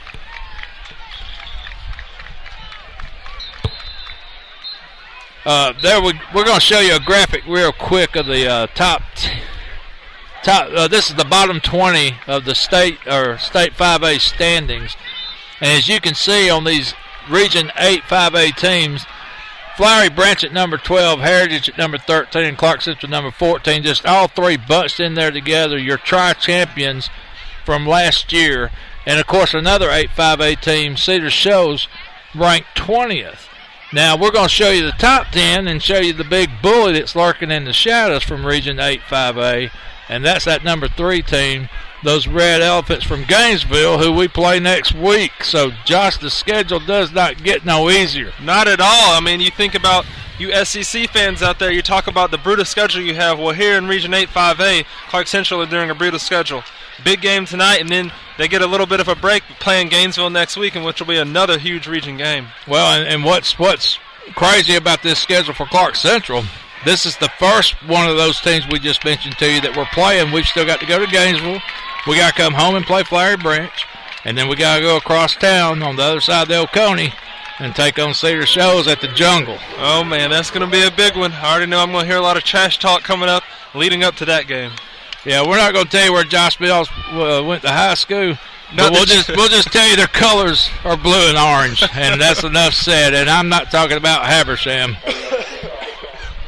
So Clarke will kick off as Heritage had won the opening toss and deferred for the second half, and now they'll receive. Clarke Central enjoying a 10-0 lead. But again, this is playing out very much like last year. We led these guys 14-0 at half last year, and then Heritage turned it up a notch. So let's see if we can keep the momentum. Max Germain in to kick deep for Heritage. Who you got there, Josh? Looks like number 3 and number 14. Yeah, they sent back number 3, Chris Jenkins, and number 14, Miles Hunter, back there for the Patriots on the return. So Germain sticks a foot in it. The wind has died down. We can hear each other think, and we're on our way. Second half. Nice spin move by number 14, Miles Hunter, and we finally get him out of bounds around the 36. Number 85 on the tackle for Clarke Central, Quavon Scott, a sophomore, made the hit for the Gladiators. Here we go. I know we talked about adjustments just a minute ago. We'll see what kind of adjustments were made on the Heritage side as their offense comes out now. They don't have any points on the board thus far. anybody that watched that first half would have to pick up on the fact they did not get anything up the middle. So I got to think they're going to go outside. I don't think they're going to give up on the run, but I'll tell you what, Clarke better get somebody in coverage over here. Sutton comes up to the line for Heritage. He puts a man in motion, and they're going to pitch an in sweep to the left side, or the right side. And we slow him down and hit him behind the line. Cedric Armstrong leading the way for Clarke Central. I'm telling you what, speed. Clarke Central really showing they have the dominant force and speed in this game, not allowing anything outside for a lot of these plays that Heritage has been trying. Nothing up the middle, and now slowing down those outside plays that Heritage has been going to. Well, another tackle. Well, they don't give him a loss, but it looked like it was a loss. But they're going to call it 2nd and 10. And Sutton comes to the line. He's got twins out here to the left side, and you got to wonder when they're going to start putting it up. Another man in motion. They fake the pitch. This time we got pressure coming, and we got a man on him behind the line. Great pressure by Chica Nookham, and there's a beanbag on the ground. Does that mean spot there, Josh, or a fumble? Well, it looked like he almost did fumble the ball. I don't think he did fumble the ball. He got right back on top of it if he did, but either way, that's a great job on the outside there by Nookham to come up there and force that tackle. So, big sack. 2nd and 10 goes to 3rd and 16. Ball's just inside the Heritage 30. And again, I don't remember seeing Clarke Central's defense play so sharp. And, I mean, they've almost played a flawless game to this point. They gave up the one running play back in the first quarter, but no damage. And, again, we need them to step it up here and get that offense the ball back. Sutton with a man in motion. They're going to fake it. We got pressure against Cedric Armstrong, almost had him behind the line, and Sutton has to throw it away. And that was a pressure coming from Cedric Armstrong, then it caused that throw to be thrown. Yeah, on both of those plays, the left tackle for Heritage didn't get a hand near Cedric Armstrong coming around that end. Just no blocking at all right there. Sutton has to get rid of that ball as he sees him bearing down on him again. And I'm going to tell you something, folks. It's hard to see it on that screen, but I'm looking at it here live, and the body language of the Heritage players is almost like disbelief. Jelani Payne deep to return for the Gladiators. 4th and 15 punt. High snap. We got it, and we blocked it. We got a hand on it. The ball's tumbling around the 45, and Clarke Central's going to be in business on the Heritage 44-yard line. 1st and 10, and, man, special teams. Wow. You know, we talked about this business-like approach. Clarke Central just doing everything they can to make sure they handle this game. I know you brought up being up 14-0 early last year and losing that lead. Clarke Central saying, we don't want to lose it this year. We want to take care of business. Well, I guarantee you one thing, folks. Clarke Central has thought more about that this past year, what happened here last year, than Heritage, because that stung us for a long time. It was a season changer last year here, and they're looking for some revenge, I can promise you. Cameron under center. We've got two guys out wide, one to the left, one to the right. Dowdy's on the right. We give it to Jelani. He's got a little hole to the left side. Jelani looking for a seam, and he gets one for about 6 yards off left tackle. It just seems that so often he has so much space in there to work with. He's able to squirt through for another 5 yards and a first down. So many big gains on first downs. I tell you what it looks like to me, Josh, with Jelani is it's like a woman shopping in the mall. There's so many options. He don't know if he wants to go outside, cut it up inside. He's having a hard time deciding which way to go. True, it looked like he did go left a little, then right a little, then decided to go up the middle. 2nd down and 5. We give to Denzel off right guard. And he's going to drag 2 or 3 blue jerseys for about 3-4 yards and very close to the first down sticks. It's going to be 3rd and a very short one. And Clarke quickly up to the line. And this is something we didn't see a lot of in the first half. Clarke in that fast-paced offense. We're going to swing Austin Johnson and Jaquan Dowdy out to the right side. We're in the I formation. Denzel the fullback, Jelani the tailback. Now we stack our receivers. I think Heritage is expecting to run. We give to Denzel, and he stood up, but I think he fell forward. I think he got it, Josh. Great job falling forward right there by the fullback. You don't want to get knocked back as a running back. You want to do your best to fall forward on each play right there. He does a great job there picking up the first down. So we move the chains. We're on the 33. Clarke Central pick it up, the pace, right where they left off in the first half, and it's all been forward movement by the yellow and white here tonight. Again, Twins to the right side. Cameron, we give to Jelani, and he just moves with the pile and falls forward for about 6 yards off right guard. Another big gain on first down. Clarke Central, that offensive line has come out with the force here to start this half. Well, we made a point earlier, Josh, that if you keep running between them tackles by the third, fourth quarter, it takes its toll, and I think the Heritage defense starting to have some hands on the hips, and we've just started the second half. Second down, we'll call it 4. The ball's just outside the Heritage 25. We'll call it the 26. Cameron, he's going to throw, looking for a home run down the middle. He's got 2 guys, and it's intercepted. Intercepted by Heritage, and he tried to run the ball out, but he's tackled in the end zone, which I believe will be a touchback. So Heritage with a big play, big turnover, and Cameron's slow to get up. Yeah, that's Steven Everson right there for Heritage with the big interception. As you can hear the Heritage fans getting all excited out here. What may be a vuvuzela or something down there in the Heritage fan section. Well, and I didn't see what happened, but as Cameron threw the ball, he obviously got hit pretty hard. He's slow to get off the field. But Clarke Central was definitely looking for the knockout blow there, and they had 2 guys, but went to the guy in the blue shirt, not one of the ones in the white. So Heritage has got the ball 1st and 10 on the 20. And we've been asking them all night. We're going to ask them again. Defense, stand up here. Let's go. Keep pressure in that. Keep Heritage in that hole. And we wrap them up nicely. Maybe a gain of a yard. Maybe not.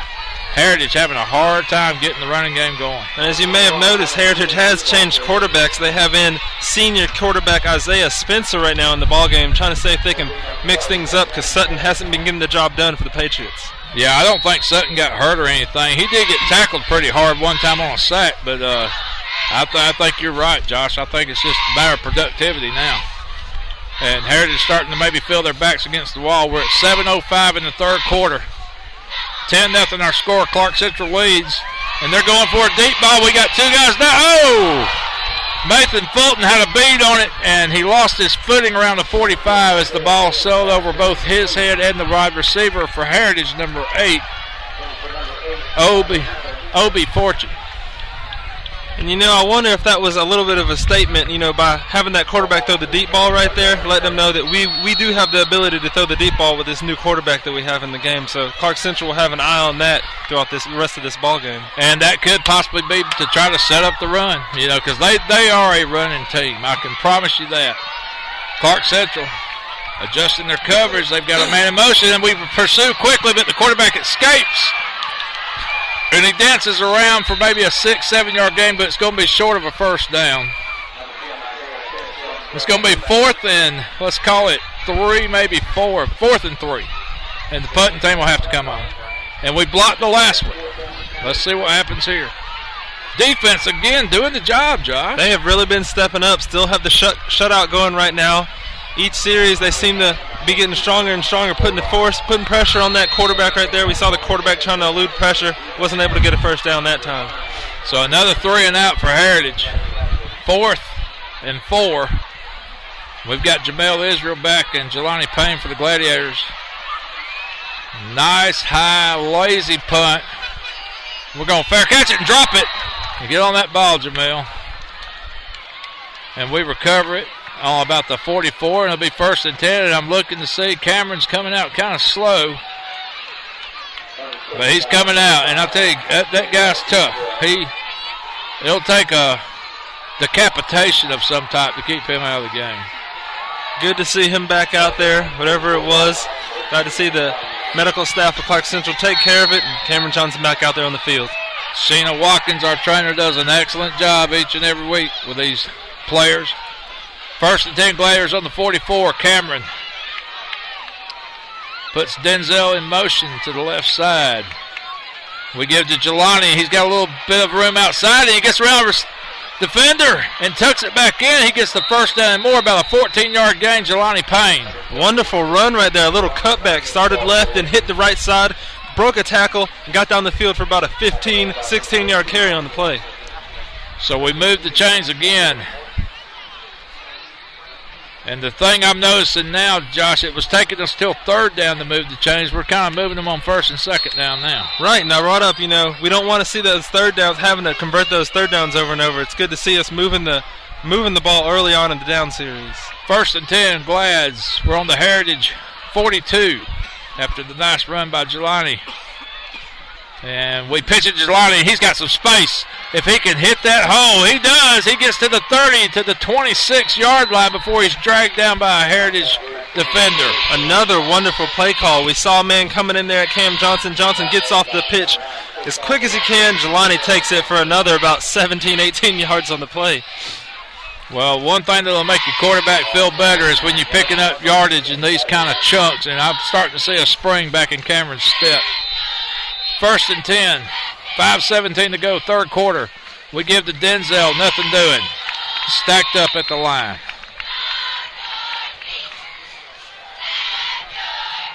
That's okay. As you can tell, that clock is still running. Clarke Central sticking to the run early on here and getting some big plays out of it. 5 minutes remaining in this third quarter. It's going to be 2nd and 11. We put Dowdy and Johnson over here to our right side. We're going to stay in that I formation with Maxie and Payne. Now we bring Maxie over to the left side, put him on the line. It looks like a 2 tight end situation here. Again, we give to Jelani. He squirts through it. He's got some room, and he's down to the 20 and stood up around the 17. Heritage really cracked him and knocked him backwards, but again, a nice game by Jelani Payne. And he has great vision in that hole. He had several guys coming after him. Makes a little juke here, makes a little juke there, breaks a couple tackles, gets down the field again. So it's going to make it 3rd and maybe a yard and a half. Scorekeeper calls it 3rd and 1. It's that close. We are deep inside Heritage territory. We're on the 19, knocking on the door big time. 10-0 our score, 3:56 to go, third quarter. Here from Evans Memorial in Conyers. And we give to Kenjai Reed, and I don't know. He slipped right there at the first down marker and fell down on the 16. They're going to put it on the 17. It's going to be very close, Josh. So are they marking it 3rd down? 4th? 4th down, I should say. It looks like they never did move the so it's a 4th and marker. short. So it's 4th and the length of a football. Clarke trying to get a first down, keep the drive alive. They're going to call time, and that's a good thing. Yeah, it looked like Cameron Johnson tried to draw him offside there when he couldn't, cause the timeout. Holly, what you got? All right, Buster, we're here on the sidelines, kind of right in the mix, and we're here with Coach Dallas. Coach Dallas, what was the atmosphere and attitude during halftime?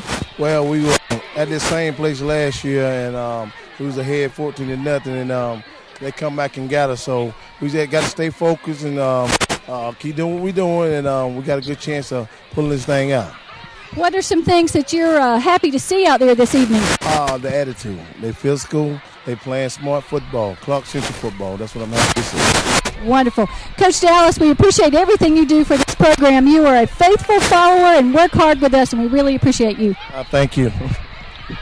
Thank you, Holly, and you're right. Dallas makes sure that these guys year in and year out stay on the right path and don't get into anything shady or any kind of trouble, and it's just remarkable what Dallas does as a mentor to these Clarke Central football players year in and year out.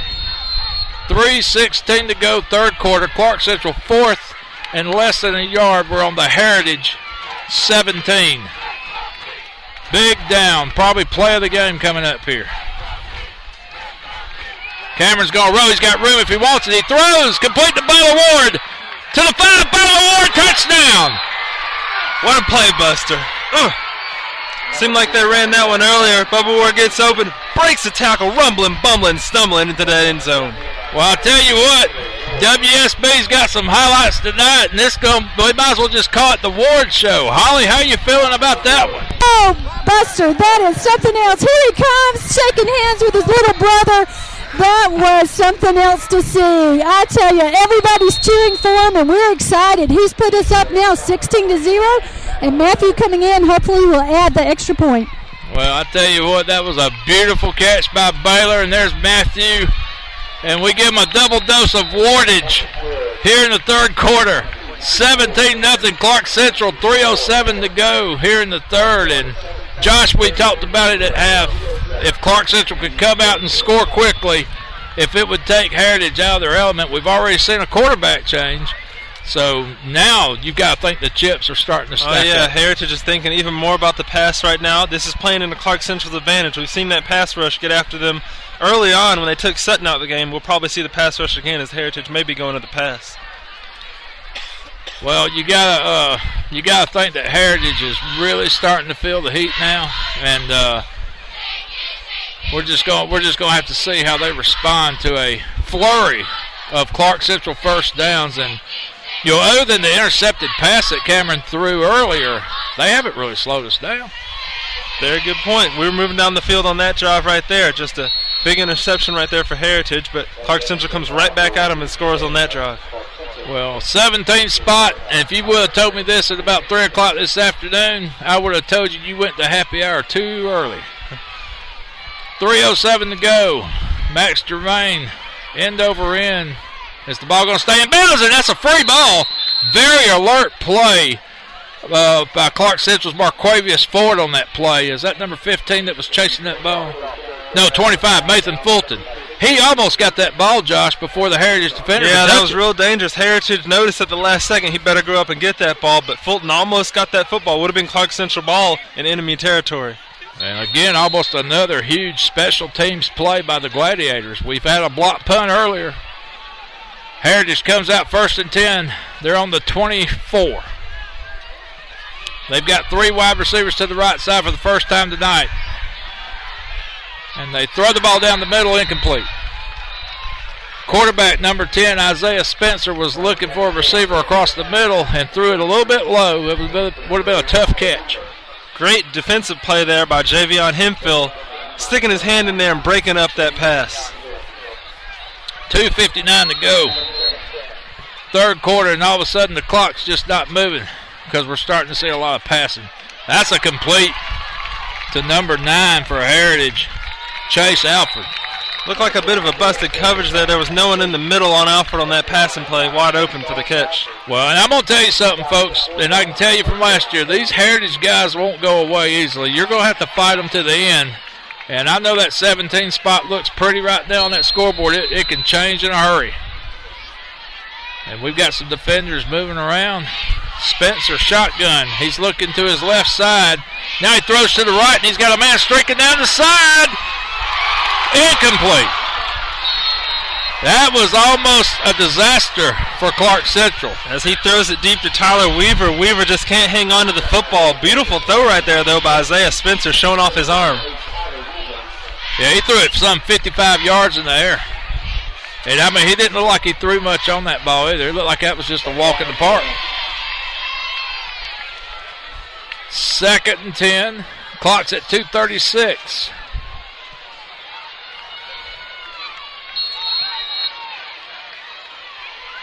Spencer, shotgun. This time he gives to Fears, and Fears has got a hole. He knocks over a Clarke Central defender around the 44, and that's going to be a Heritage first down. Yeah, Buster, as you just brought up, we can't get stuck staring at that scoreboard, seeing that 17-0. Heritage is still bringing it. Clarke Central's got to bring it as well. Clock will not move. A couple of passing plays on the first down. It's stuck on 2:26. Spencer loads and fires again. He's got a man by himself. Out of bounds. He had the Clarke Central defenders beat. Marquavius Ford and Jamel Israel in the coverage. He had a good 5-step lead behind them, but he ran out of real estate and caught the ball out of bounds. Spencer yet again showing he can loft that ball in the air. Those Clarke Central DBs have to be ready for that, not let these wide receivers get behind him. Now we got 3 receivers for Heritage over here to the left side. Spencer again. Oh, that's a bad snap. Can we get on it? And the ball's still falling around, and he got on it. Bam, another opportunity. And that's the second big fumble we've seen that Clarke Central can't get on. Heritage manages to get on that one as well.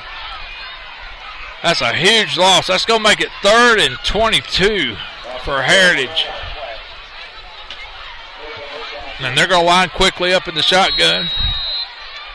Clock running, 1:53, 1:52. We got pressure. Oh, we miss a sack.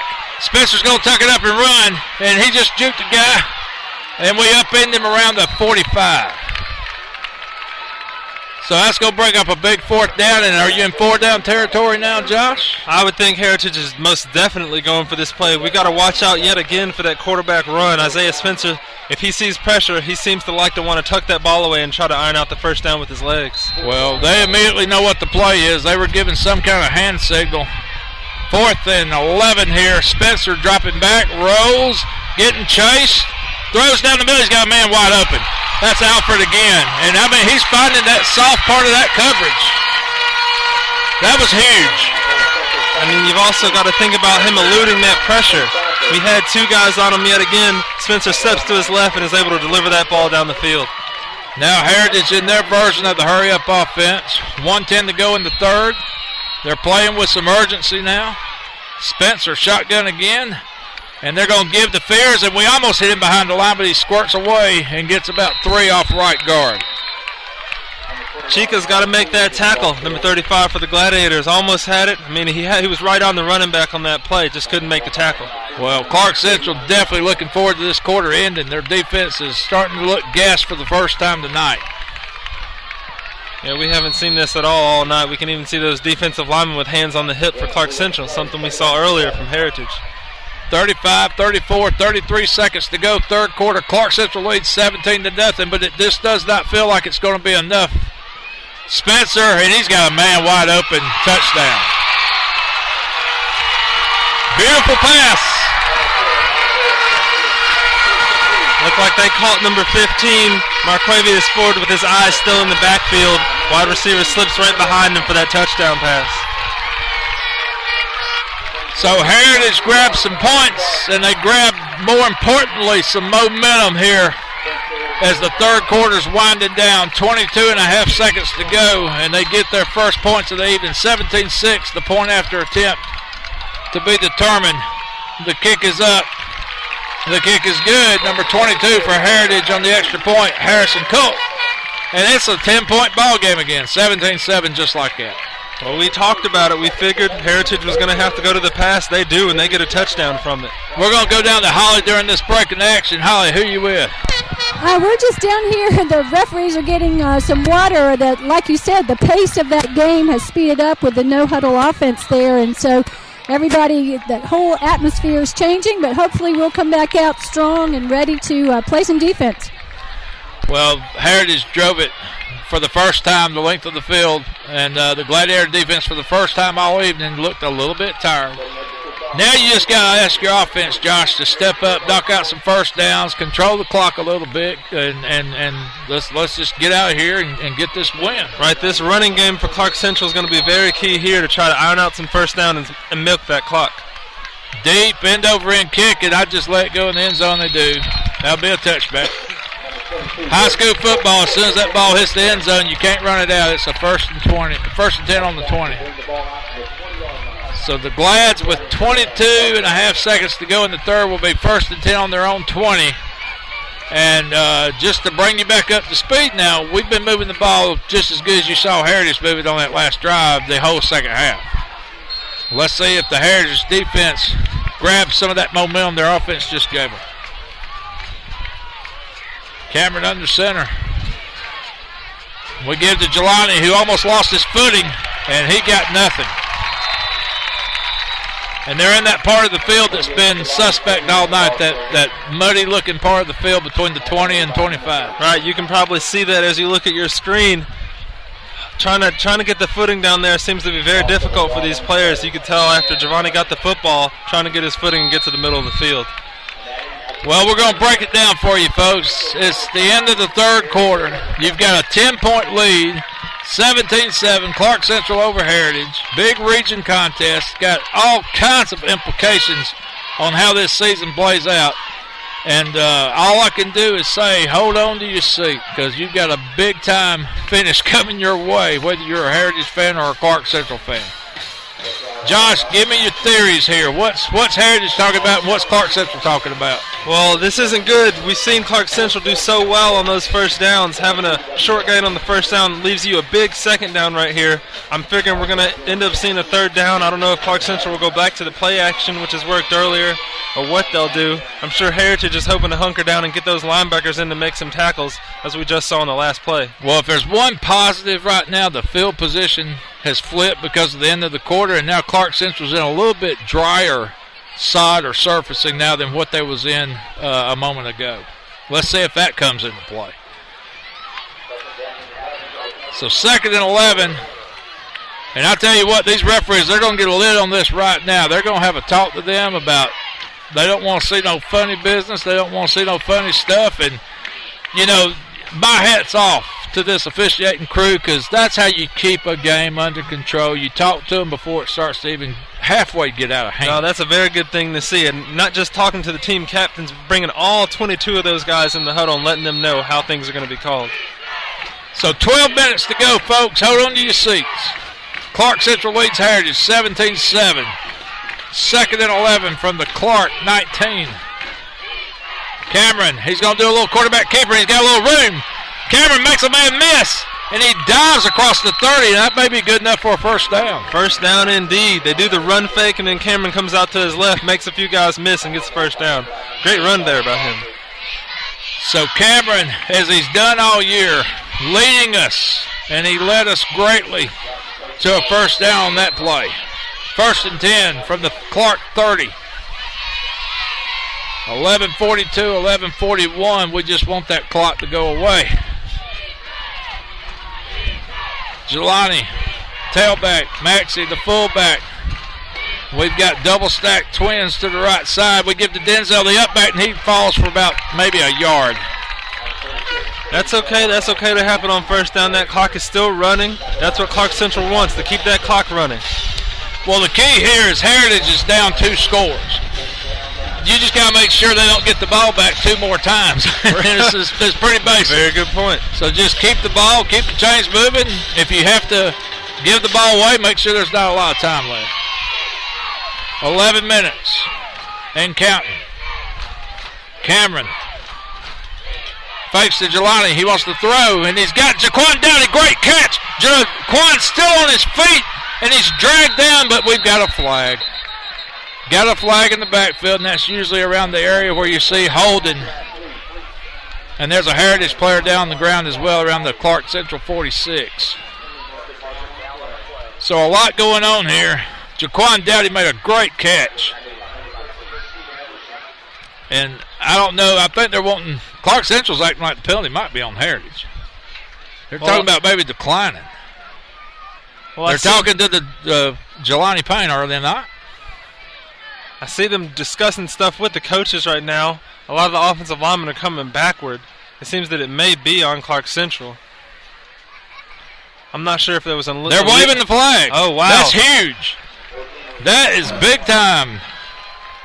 That play was good for 10, 20, I'd say 25, 26 yards, and they're still attending to the Heritage player down around the 46. We'll see if we can get a number for you.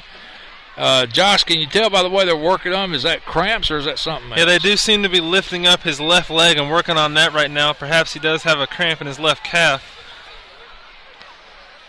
Holly, what have you got? Right here with some information about the so-called flag there on the receiver. Can you give us some information, Coach? He actually checked in, and they called that he had not checked in, and that was the flag call? The flag call, yes. So they changed their mind? They changed their mind. They waved it off. Waved it off. So there you go, Buster. So that was the question there. Also, Buster, I wanted to share with you earlier here, I've seen some leadership on this sideline like I haven't seen this season. Stovall was over here cheering on this defense and focusing them. And I don't know if you can focus in and zoom in on these defensive players here as they're listening to Coach Self. Buster, they are like they are at school, and they are listening and learning and making sure they're doing what they're supposed to be doing. Well, that's great news, Holly. I mean, I have never seen a Clarke Central defense this focused in a long time. And, yeah, they gave up 7 points, but you got to remember who we're playing. We're playing Heritage. They're not ranked for nothing. And that was a beautiful drive they had a while ago. Hats off to them. But equally as good, Josh, the Clarke Central offense answering the bell too. Right, Clarke Central's been moving the ball. Huge play there by Cam Johnson, delivering that ball to Jaquan Dowdy, who picks up a big first down. And the Heritage player is making it off the field. Looks like it may be number 15. That's Christian Reed out there for Heritage. Either him or Braxton Morton. They have 2 number 15s listed on the roster. Okay. And you got to wonder, it's probably Braxton Morton, the senior there. That's a real big freshman if it's not. So Clarke Central 1st and 10 after the big pass play to Jaquan Dowdy. 10:46 to go in the game. Clarke enjoying a very slim 10-point lead, 17-7. We led 10-0 at half, and we briefly led 17-0 in the third. Heritage marched down the field on an 80-yard drive to pull within 10. Cameron sends Johnson in motion. We're going to give to Jelani, and Jelani's got a little room outside. He gets away, and there's going to be a flag, and that's probably a block in the back. Yeah, it looks like they did call block in the back on the play. Looks like they either got Alex Bryant, our tackle, or Anthony Smith, our tight end. One of those two was leading the way, and that flag came out just as Jelani broke around. So that'll back us up 10. And is that the first flag tonight, Josh? It's been a long while since we've seen a flag, I tell you what. Clarke playing a flawless game here. To remind you of last year, we had 17 flags against us last year. And to improve upon that stat alone is making a big statement. Very disciplined team you're seeing out here. Yes, sir. It's going to be 1st and 20. Clarke Central's backed up on their own 42. They've got to get to the Heritage 36 for a first down. Cameron, a quick out to the right side, a little high for Dowdy, incomplete. Yeah, that's not what you want. That drop pass makes it a clock stop at 10 minutes and 9 seconds for this long 2nd and 22. Yeah, and you know, we were talking about chewing up that clock. You're absolutely right. It's not good seeing that clock stand still when a team needs the ball at least twice. And remember, Heritage needs 2 touchdowns to win. I mean, they're down by 2 scores, but if they get 2 touchdowns, they take the lead. So Clarke needs to chop out some first downs here, or at least get some time off the clock. Cameron, shotgun, dumps it off to his safety valve, and that's complete. And that's Denzel Maxey, and he just made a huge gain down to the Heritage 41, and it's going to bring up a 3rd and possibly 5. It actually may have been Anthony Smith, the freshman. I'm sorry, Anthony Smith. Right there. You're right. My bad, Anthony Smith. Regardless, huge play by him, catching that ball just beyond the line of scrimmage and advancing it all the way down to make it a 3rd and 5. Anthony Smith, week after week, the young freshman's been stepping up big at that tight end position. And my bad, Anthony, 36 and 88 looks a lot the same up here in the bird's eye view at Evans Memorial Stadium. So we're 3rd and 5. We need a first down to keep the pressure on Heritage. And Clarke's going to talk about it. We're going to take a timeout. Holly, who you got and what you got? I've kind of got tickled there, Buster. Your vision from your perch up there is kind of tough, but I don't know how you can miss that big freshman number 88. He is a big fella. So he was able to hold on, and we are right here hoping now 3rd and 5 to get a first down.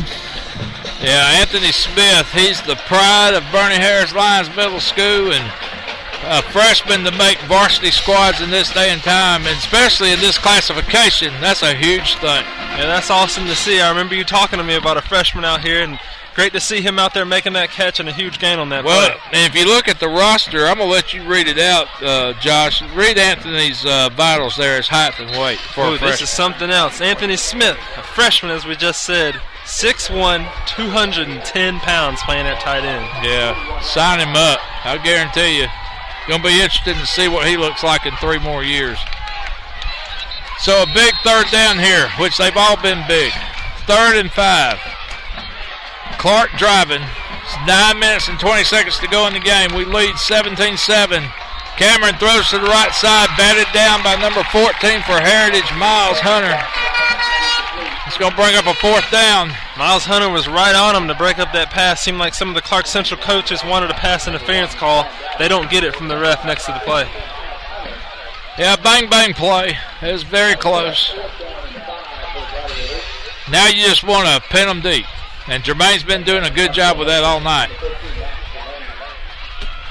Don't really want to kick it in the end zone here, though. Get it on the 20. You just want to kind of pooch it down in there and down that ball inside the 10 or maybe the 5. 4th and 5. Good snap. Jermaine. He gets some height on it. Ball's being called for a fair catch around the 15. And Heritage will be in business. 1st and 10 on the 15. And let's see if they go back with Sutton or Spencer. I'm trying to catch a quarterback and looks like it is indeed. Yep. Isaiah Spencer coming out there again. They like what he did for them on the last drive, but well, and you got hats off to the kid. He was slinging that ball like a pro. Oh yeah, had nice touch on it, nice air, everything you can ask for out of your quarterback. They've got a long way to go. They've got 85 yards here with 9:09 to go in the game. 17-7 your score. Clarke Central leads Heritage. A quick out to the left side complete, and that's going to be almost good enough for a 1st down. He looked like number 11 there, Cedric Davenport, senior for the Patriots with the catch. They'll make it 2nd and short. 2nd down at 1. Clock moving, 8:50, 8:49. Spencer rolls to his right side. He's got a man down the middle. That's Alfred again. The same passing play. Been there all night, just squatting down in the middle of that zone, Josh. Right, and he's a hard target to miss. Chase Alfred out there for the Patriots. Huge guy, takes up a lot of space in the middle of that field. Hard for Spencer not to see him. Well, they have found something there. Either somebody's over pursuing or somebody's not staying at home, but that middle of that zone's open every time. Spencer again. We got pressure on him. We got him down. Then there's a flag. Maybe a flag for holding there on Heritage as Clarke Central defenders came at him left and right. Well, you know, now what do? Do you take the penalty or do you take the play there? That was I would take the play because that's a huge loss right there. You don't need to take the penalty. You know, make them go to 2nd down and take the play. Let's see what the call is as the head ref comes over. Chop block against Heritage. And I see Coach Riles is indeed declining that penalty.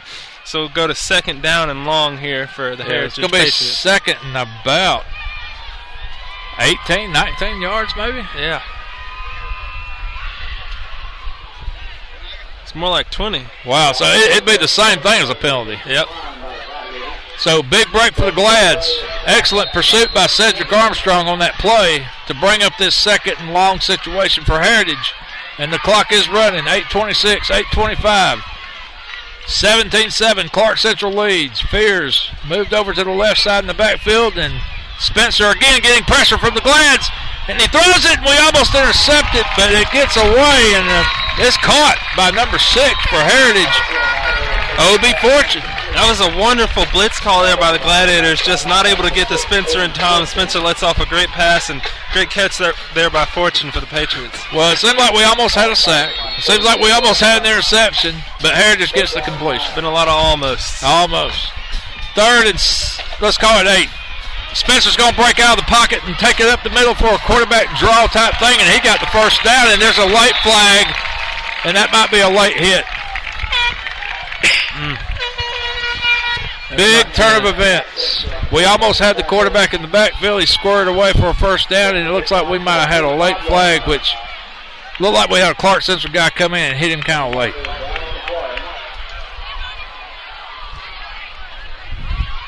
Face mask.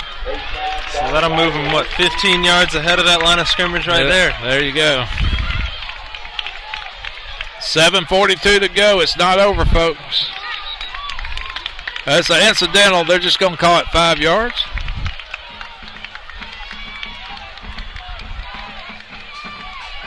It seems like the refs are a little bit not on the same page with that penalty call right there. Well, and this referee, he's done marked it off 5. He did. He marked it off the full 15, so the ball's going to lay just on the Clarke Central 40. 1st and 10. And I'm telling you, you're giving a team life here. You are giving them a breath of fresh air. 17-7, Heritage driving. Clarke Central has played nearly a flawless game, but we've had a big penalty here in the fourth quarter that's keeping Heritage on the move. Spencer, and they give a little trap play up the middle, and that's Fears, and he's a hard one to bring down. It takes 5 white jerseys to drag him down around the 25. Another Heritage Patriot first down. I tell you what, Buster, it seems like a whole new Heritage team out here. They've been running a brand new offense with Spencer out there. Everything seems to have changed for the Patriots ever since Spencer came into this ball game. Yeah, you almost wonder why he wasn't in the whole game. First and 10 Heritage, 17-7, the clock barely moving, 7:22 to go in the game. Spencer, he's got a man wide open over his head. Oh, that's just good hard football.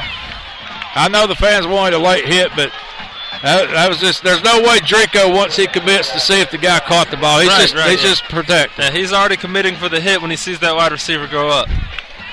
Clock stops, 7:18 to go in the game. It'll be 2nd and 10 from the Clarke Central 26. Spencer trying to save Heritage here in Conyers. Spencer pump fakes, throws to the end zone. Drico's on it, out of bounds.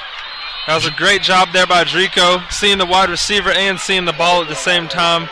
He made sure to shield him. If anything was going to happen, Drico wanted that interception. Well, and Drico, you could almost see him using the sideline as his outline, just kind of positioned himself to wedge the Heritage receiver out of bounds. 7:12 to go in the game. It's 3rd and 10. Spencer throwing to the right, and we got a hand on it. It's incomplete. He was looking for Alfred again. You can tell Clarke Central made an adjustment, watching for the middle of the field now. Alfred's been a safety target for Spencer that we've seen, and they had it covered on that time. That's going to bring up 4th and 10, and as you said before, Josh, Heritage probably in 4-down territory the rest of the game. And they're going, what they're doing, they're bringing Sutton back in. Is he their punter? Or maybe a quick kick? What's going on here? Sutton's in shot. No, they're going to look for a field goal. Well, it's a 2-score game. Are you buying this, Josh? If they make it. Wow, nice kick. It's got the distance. It's good. 42-yard field goal by Heritage. Pulls them within a touchdown. 17-10. And I don't know if Clarke Central was buying that. I wasn't buying it. But he stuck it through there with plenty of legs. Right, they sent the guys on late all of a sudden, too. It was a real quick decision to do the field goal. They sent him on, did the kick. It seemed like Clarke Central wasn't even ready for them to do the field goal.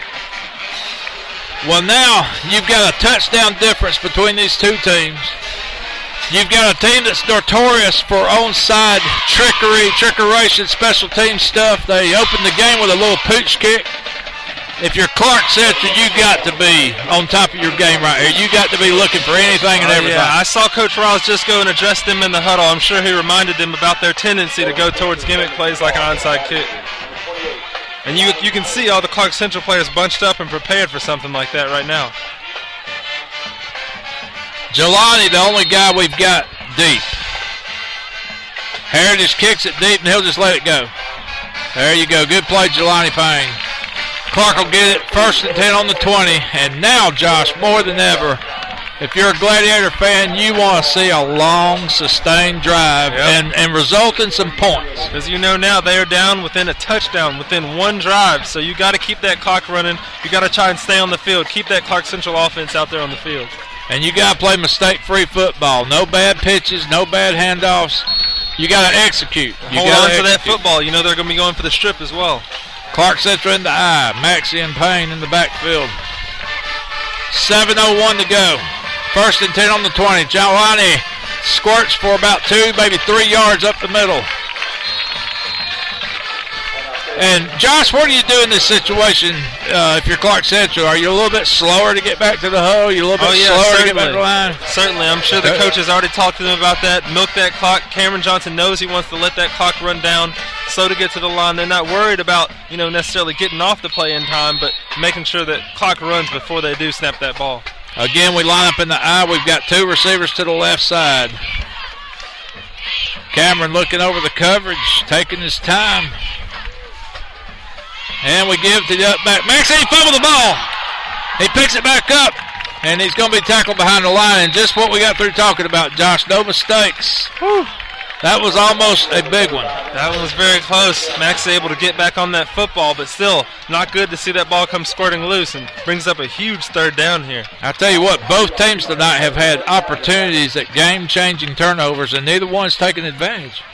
Clarke had a couple of fumbles at least that they could have taken advantage of to really put some pressure on. Heritage just missed an opportunity here. 5:48 to go in the game. 3rd and 11. Clarke Central needs a first down in the worst kind of way. We throw a little out pass here to Javante Smith, and he's going to try to cut it back up, but there's a flag. I don't know who they got. Looked like maybe big number 78. Right, I'm not sure if they called holding on the outside there or not. That may indeed be the call.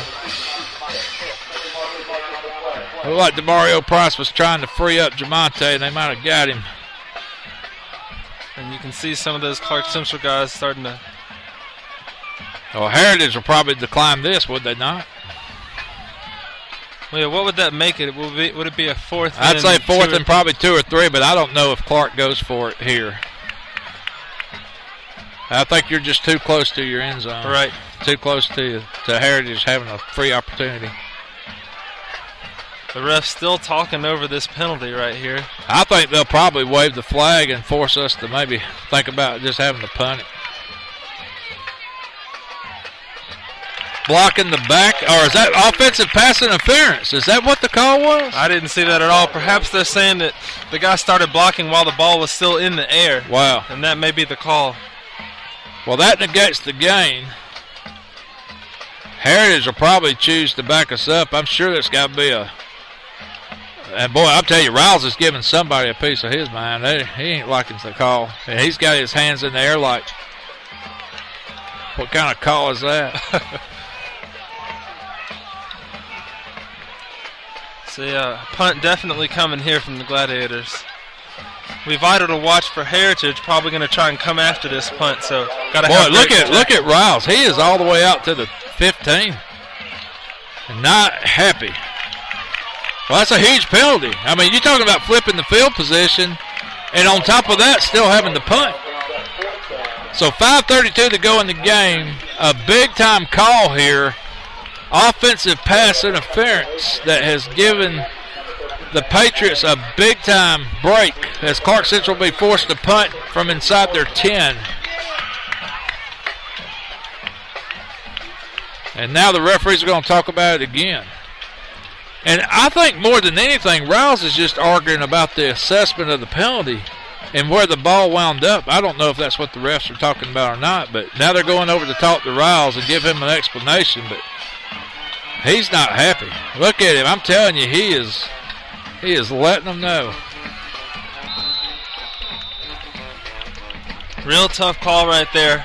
Not to the Gladiators' advantage at all, and you can tell how upset the coach is about that call. Well, and you know, Riles, he's going to try to breathe some fire into this team, and I was fixing to say he might be borderline just getting a foul call here. It ain't going to matter. How much more can they back it up?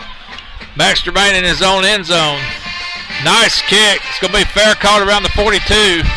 So Heritage with a very short field and 5:18 to go. And our defense is just in that situation now. They got to step up. They got to step up. And Heritage has been sticking with a pretty much passing offense, and they'll do that quick draw to the running back. So Heritage changed up the offense as I brought up from the first half. I'm sure they'll try to spread it out again and see what they can pick apart. Well, the big thing here, Heritage has got to score a touchdown. A field goal is not going to help them. So they're going to be in 4-down territory the rest of the game, I'm sure. Clarke just needs a stop.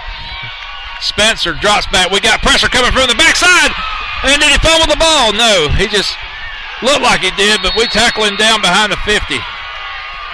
Big play by Cedric Armstrong and number 97, Alan Bam Bam Miller. Great job to see those guys get some push and get their arms around that elusive Spencer right there. We've seen him break away from pressure earlier. Great job getting your hand on him, wrapping him up, making the tackle. Well, good thing here, the clock's moving, and they lost yardage. 4:48 to go in the game. Clarke leading by a slim touchdown. Spencer, shotgun, looking to his left, going down the middle. He's got Alfred breaking free, complete. And they're right back down inside the 25. Alford in the middle of the field has been their man, and Spencer finds them yet again. 4:34 to go in the game. Heritage driving. Ball is on the 24. 1st and 10. Patriots. Clarke Central needing a stop. Spencer's going to roll right. He's looking. He can't find a receiver. He falls down. Lost his footing on the 29. Yeah, it looked like he was looking to run to the left side of the field right there. But that grass, the poor conditions down there coming back to bite him on that play as he slips up after losing his footing. Well, you got to think that was great coverage on the Clarke Central secondary to not give Spencer a target. Now they're going to run everybody over here to the left side. Keep your eye on number 9, Alfred. He's been finding that hole in the middle. 3:56 to go. Spencer shotgun. And they give that trap play again. And this time we meet it good up the middle. We stop Fears in his tracks for a gain of maybe 1. And that's going to make it 3rd and probably 13. That was a great job being ready for that trap play. I know Holly pointed out the defensive coaches going over stuff earlier. I'm sure that was something up on the board, being able to defend that trap play out of the shotgun. 3rd, let's call it 14. 3rd and 14, 3:28 to go in the game. Spencer shotgun. He's going to throw up a Hail Mary. He's got a receiver. Touchdown.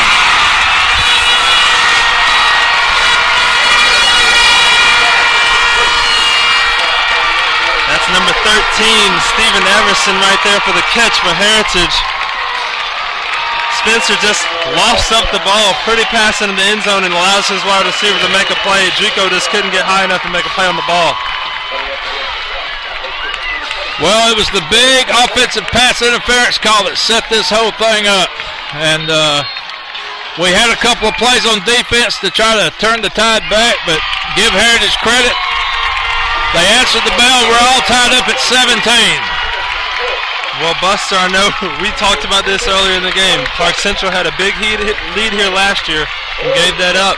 We've seen the 17-0 lead disappear, tied up at 17 all here for a clutch finish here at Evans Memorial. It's going to be good to end this game. Well, it's 3 minutes and 20 seconds, and the key here is somebody's got to score.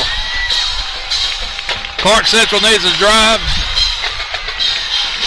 and they definitely can get down the field in time. They're just going to have to execute some plays. Watch Heritage. Watch them on the kickoff here.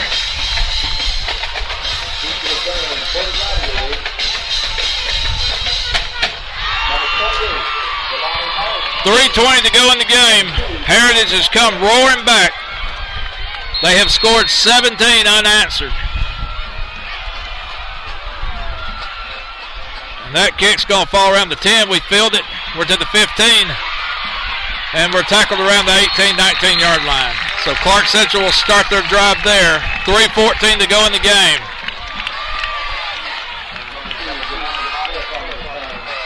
This is big-time football right here, Buster. Well, it's not for the meek and it's not for the weak of heart. I'm telling you, these are the kind of things that will make you gnaw your fingernails off in time. 17-17. Cameron comes to the line. 1st and 10. And we got to get some yardage. Cameron looking, getting pressure from the backside. Watch it, Cameron. And he gets out of bounds. Smart play, Cameron. Great job there, eluding pressure. And picking up yardage. Indeed. Could have been a loss of yards right there. Stops the clock. They're going to give him a gain of about 5. It's going to be 2nd down and 5 Gladiators on the Clarke Central 23. They're going to call it a gain of 4, okay? 2nd and 6. We've got to get down to around the 20 to give Matthew Ward a chance. Cameron up to the line. Now he drops back to shotgun. We got trips to the right side. We bring Jelani over off Cameron's left hip. And we fake a give, and Cameron again wants to do it on his legs, and he goes out of bounds around the 26. Short gain. Looked like the Heritage coaches were hoping for a holding call right there. They don't get it. Cameron Johnson irons out a couple more yards on that play to make it about a 3rd and 4. Big 3rd down here. 2:58 to go in the game.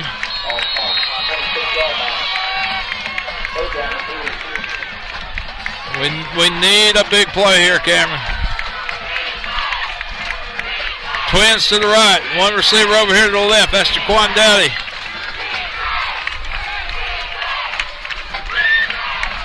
Cameron's going to roll right. Looking, throws it low. Never had a chance. One of the toughest throws to make, is it not, Josh, when you're on the move? Right, he's still moving, not able to get those feet set and deliver the ball. That's why you saw the ball go straight into the ground. He didn't get his feet set trying to throw that ball on the move. That's going to bring up 4th and 4, and we're definitely in a punting situation. 2:53 to go in the game, and now the scary thing, Josh, is Heritage has proven they've got a field goal kicker. And they've got a quarterback who can throw the ball.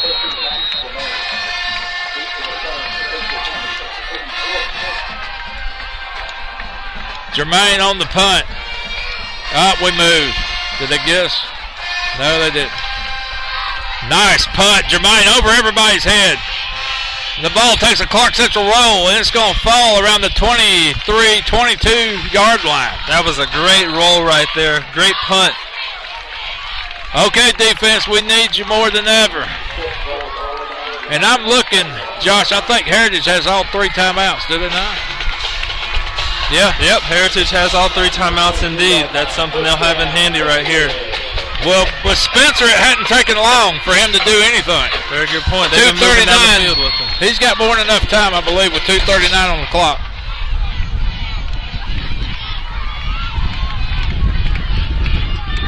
Now the wind's picking back up. Hopefully it's blowing into Heritage way.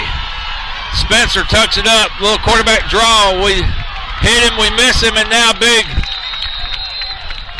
Devon Stovall, number 60, makes the tackle, and there's a Clarke Central guy laying down. Try to get a number on him for you. His helmet's off. He's hurt.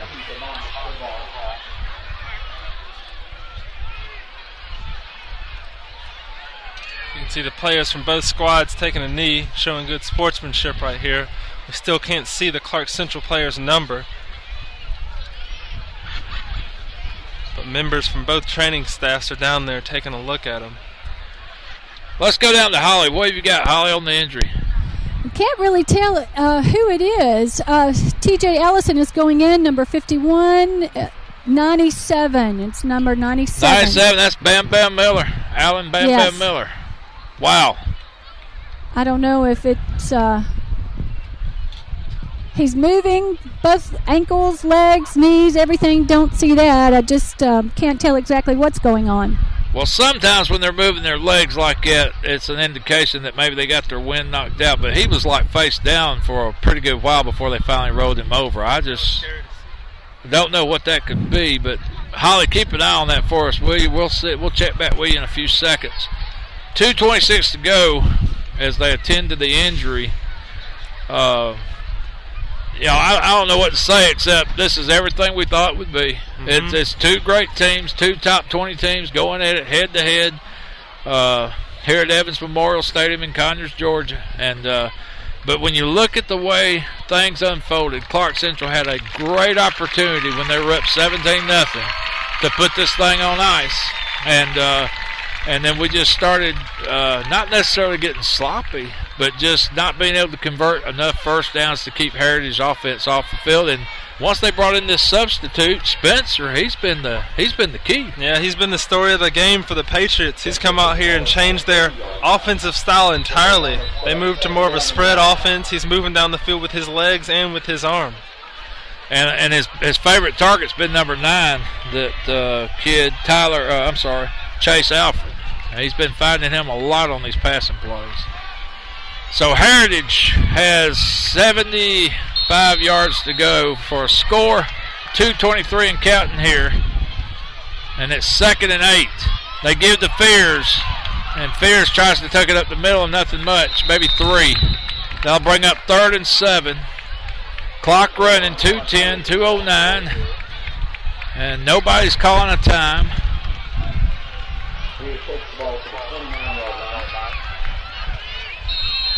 So here's your big 3rd down tonight. Clarke needs a stop. You got to think they'll burn a timeout if they can stop him short of a first down here. Again, Alfred wide open in the middle, but we're giving chase and we drag him down behind the line. Huge defensive play by the Gladiators to make it a 4th down, and the clock stops at 1:39. Did Clarke Central call a time? Yes, they did. Yeah, it looks like Clarke Central indeed calls the timeout after sending the pressure by 49, Javion Hemphill for the sack. Holly, what you got? Yeah, there was a lot of energy coming at the quarterback there. He was on the run, and again, it's slippery over here, and Javion was able to get him, and that brought a nice burst of energy and enthusiasm for this defense. Coach Self is out there talking with the gentlemen and hoping to get them ready and focused to make sure on this big 4th down play that we make a stop. Well, the key here will be if I cannot see Heritage going for this. Not at all. Not at all. And with the field position they have, that would be entirely too dangerous. But what you would love to see here, and it's been a long time since it happened, but I'm talking back in the day when DeJuan Billups used to return punts for these Gladiators. We have not seen a return punt for a touchdown in a very, very long time. And this might be the most opportune time for that to happen as we send Jelani Payne and Jamel Israel back deep.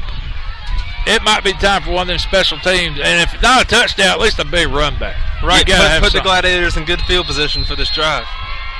1:39 to go. Heritage in a punting situation. Defense came up big. High snap. Nice punt. Jelani's going to let it hit, and he's going to get away, and that's the wise thing to do. Not bad field position on the 30. The biggest thing here is there's only 1:27 to go in the game. We're tied up 17-17, and you have no timeouts. Holly.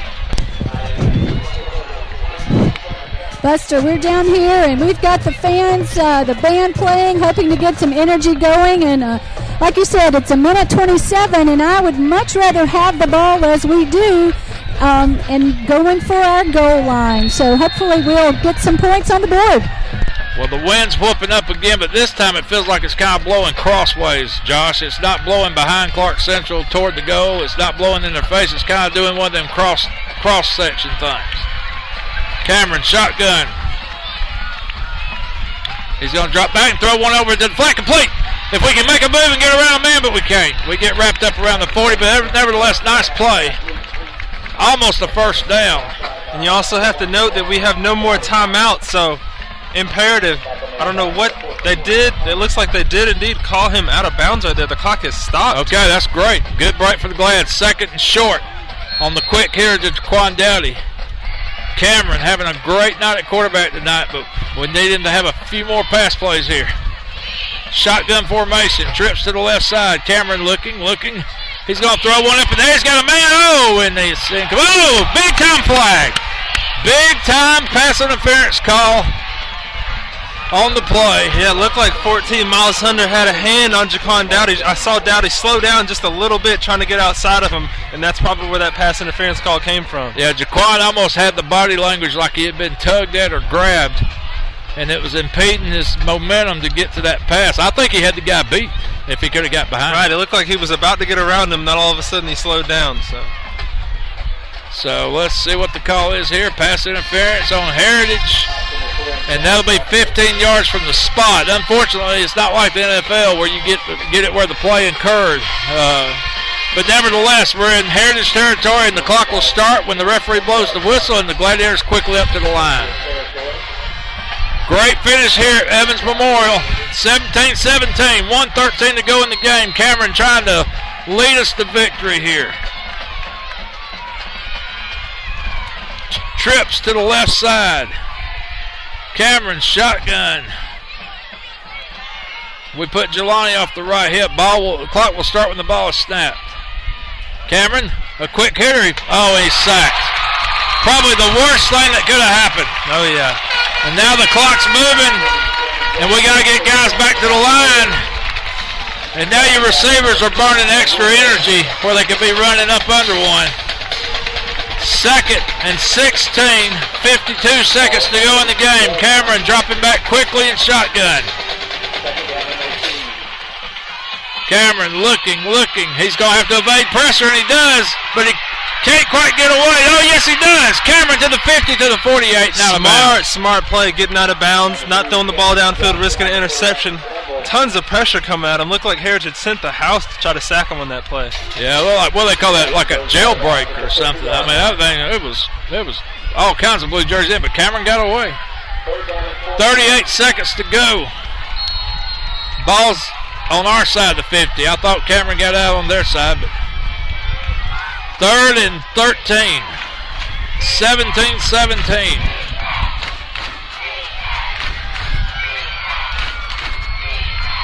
Cameron looking, he's got pressure. He gets away. He throws. Incomplete.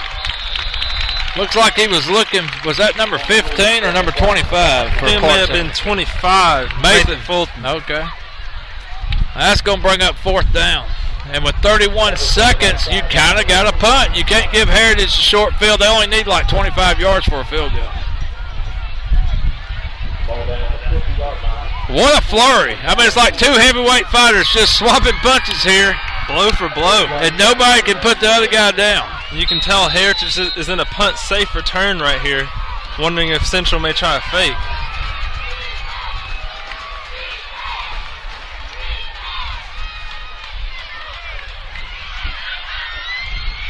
Clarke Central gets a great roll. Ball's going to land around the 6 with 19 and a half seconds. And now you just got to play the whole house back. You can't let nobody get behind you. And what, we got a flag. Okay. Illegal procedure, Clarke. That's amazing. Well, one thing they cannot do, and that's put the time that elapsed back up on the clock. Very good point. So just have to ask Jermaine to do it again. But this time Heritage will have the luxury of putting a defender back there because they're not going to think we're faking now. 19 and a half seconds. It looks like they're going to try to send people after the punt. They're bringing in a brand new unit right here. Still not sending back a man, which confuses me. Well, they just don't want nobody to touch that ball, and Clarke Central get something cheap, is all I can figure. They're bringing it, and they almost got it. Good punt by Jermaine again. Ball's going to land around the 17 or 18, and Heritage will get it with 8.3 seconds. So maybe time for one play, possibly two. They do have all 3 timeouts. But the big thing here, you just don't give up nothing big. Right, we know about Spencer's arm, so I'm sure that those DBs will be back pretty far, being wary of Spencer's ability to launch that ball down the football field.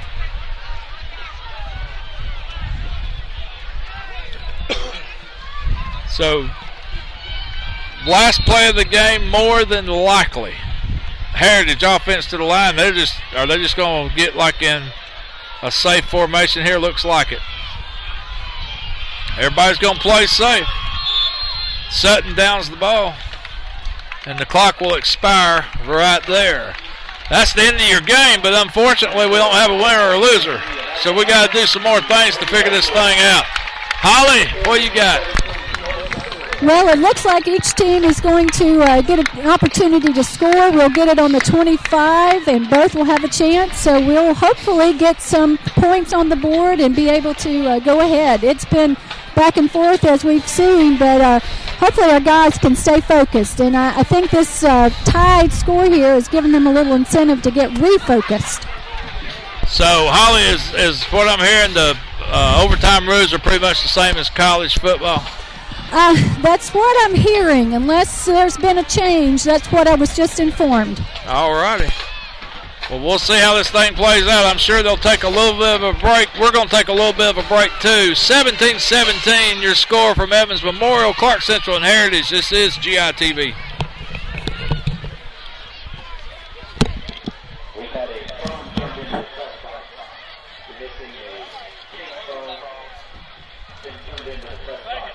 College, we're not sure. I'm going to tell you what.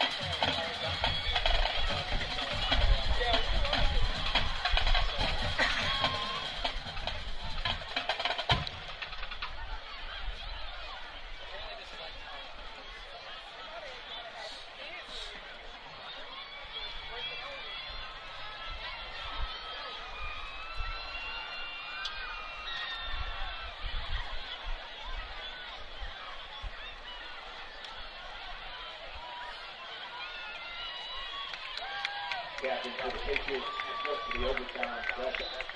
Number 1, Dustin Moore. Hey, 17-17, we're going to overtime. 21, Myron Cooley. Number 40, Dominic Johnson.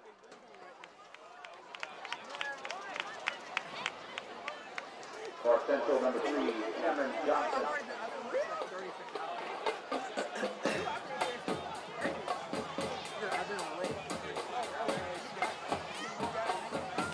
Reminder that tonight's action can be seen on Channel 2 WSC-TV.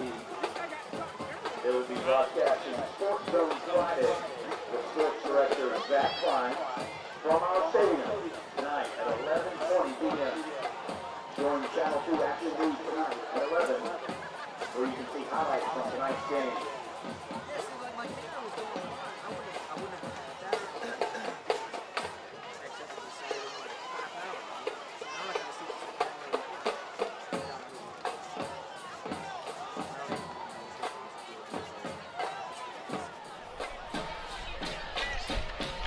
So it looks like Clarke Central will have first possession in this overtime as the referee tapped Cameron Johnson on the shoulder and gave the first down signal. 17-17 our score.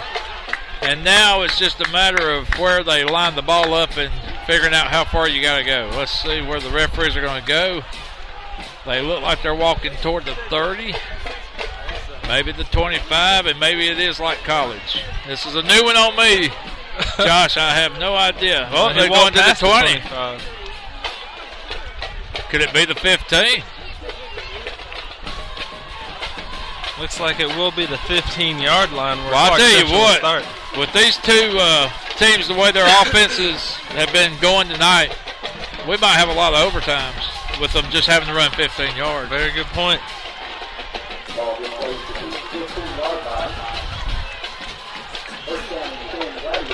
All right, so Clarke Central will get the ball on the 15-yard line, 1st and 10. We're in overtime. It's 17-17, and you can bet that the touchdowns mean a whole lot more right now than the field goals do.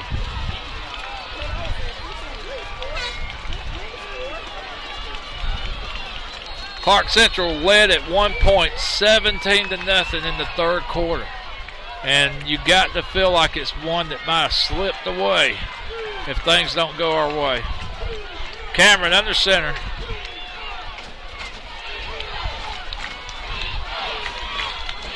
We give to July. He's got a little hole. He busted for about 3 or 4 off right guard. Good way to start this overtime with about a 3-yard gain on first down. I'll make it 2nd and 7.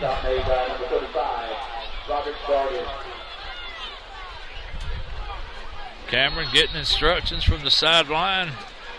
We've got twins receivers to the left side. We've got July the lone setback. I'm sorry, tailback with Denzel Maxey in the backfield. Austin Johnson in motion. And Cameron's going to roll left, and he's got Denzel. Oh, off his hands. Oh, there's a late hit, but they're not going to call that one either. I think that was a little bit late myself. Tough break right there. Bam, bam play. Maxey almost comes up with the football, just can't hang on to it. Bounces off his hands. Good thing it doesn't go into a Heritage player hands after it bounced off Maxey's hands. Well, now you're 3rd and long, 3rd and 7. You would prefer a touchdown. You'd hate for this thing to come down to a field goal.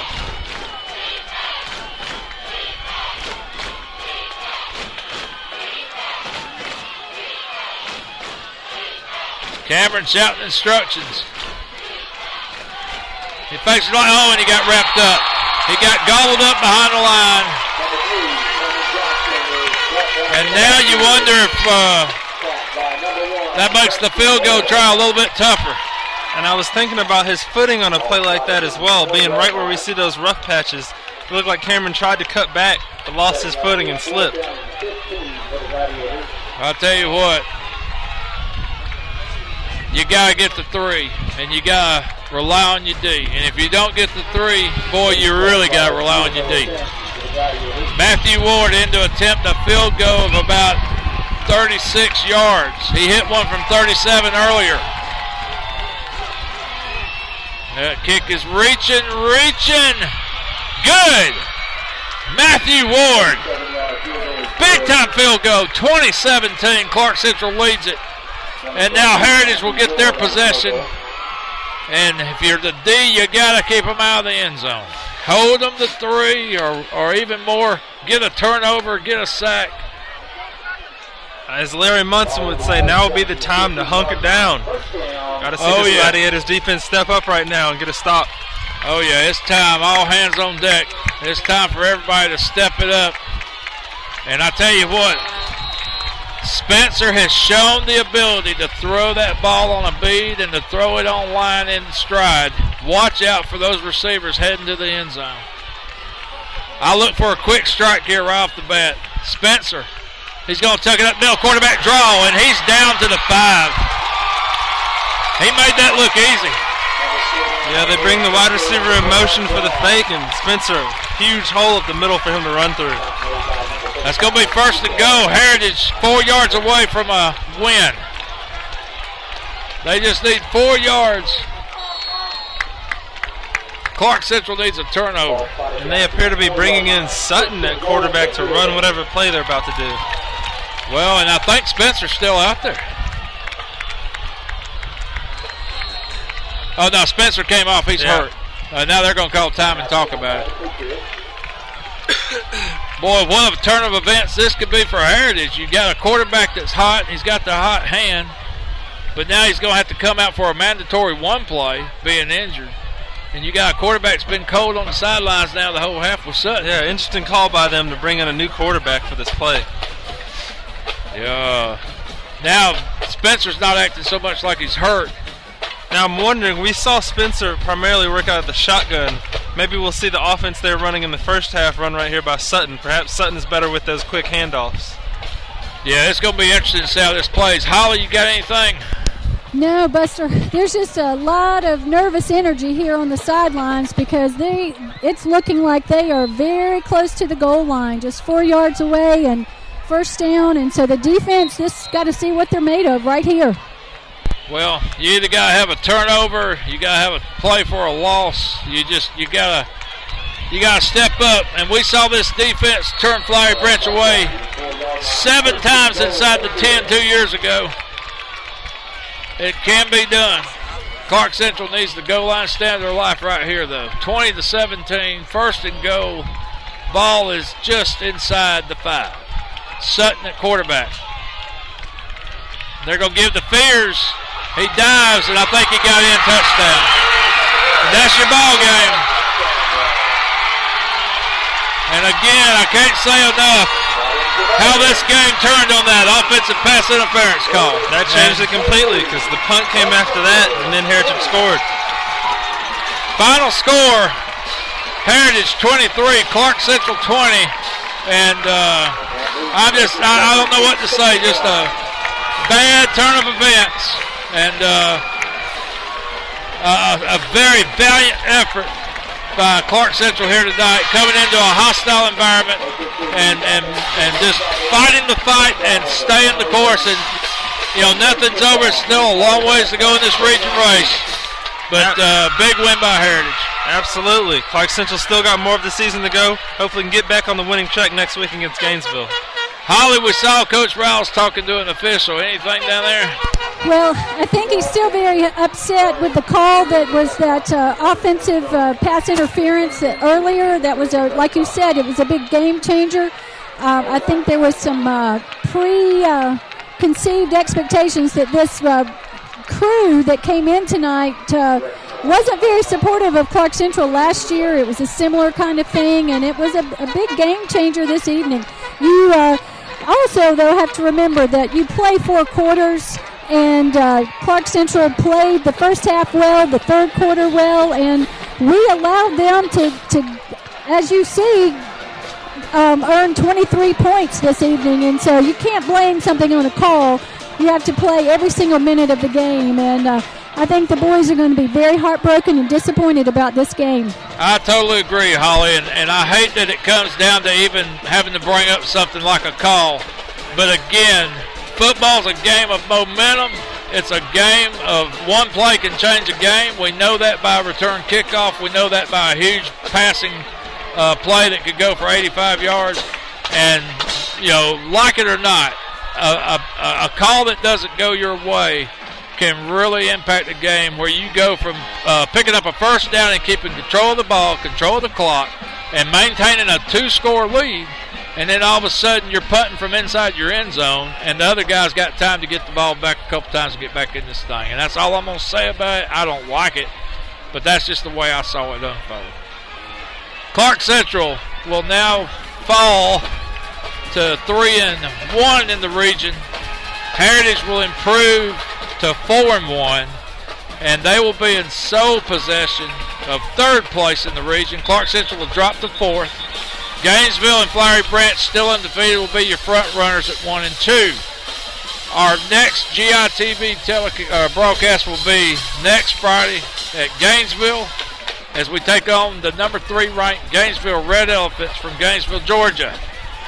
For our cameramen, Charlie Harris and Andrew Barnhart, engineer Chris Crumpton, sideline reporter Holly Ward. For Josh Miles, I'm Buster Crumpton. This is GITV. So long, everybody.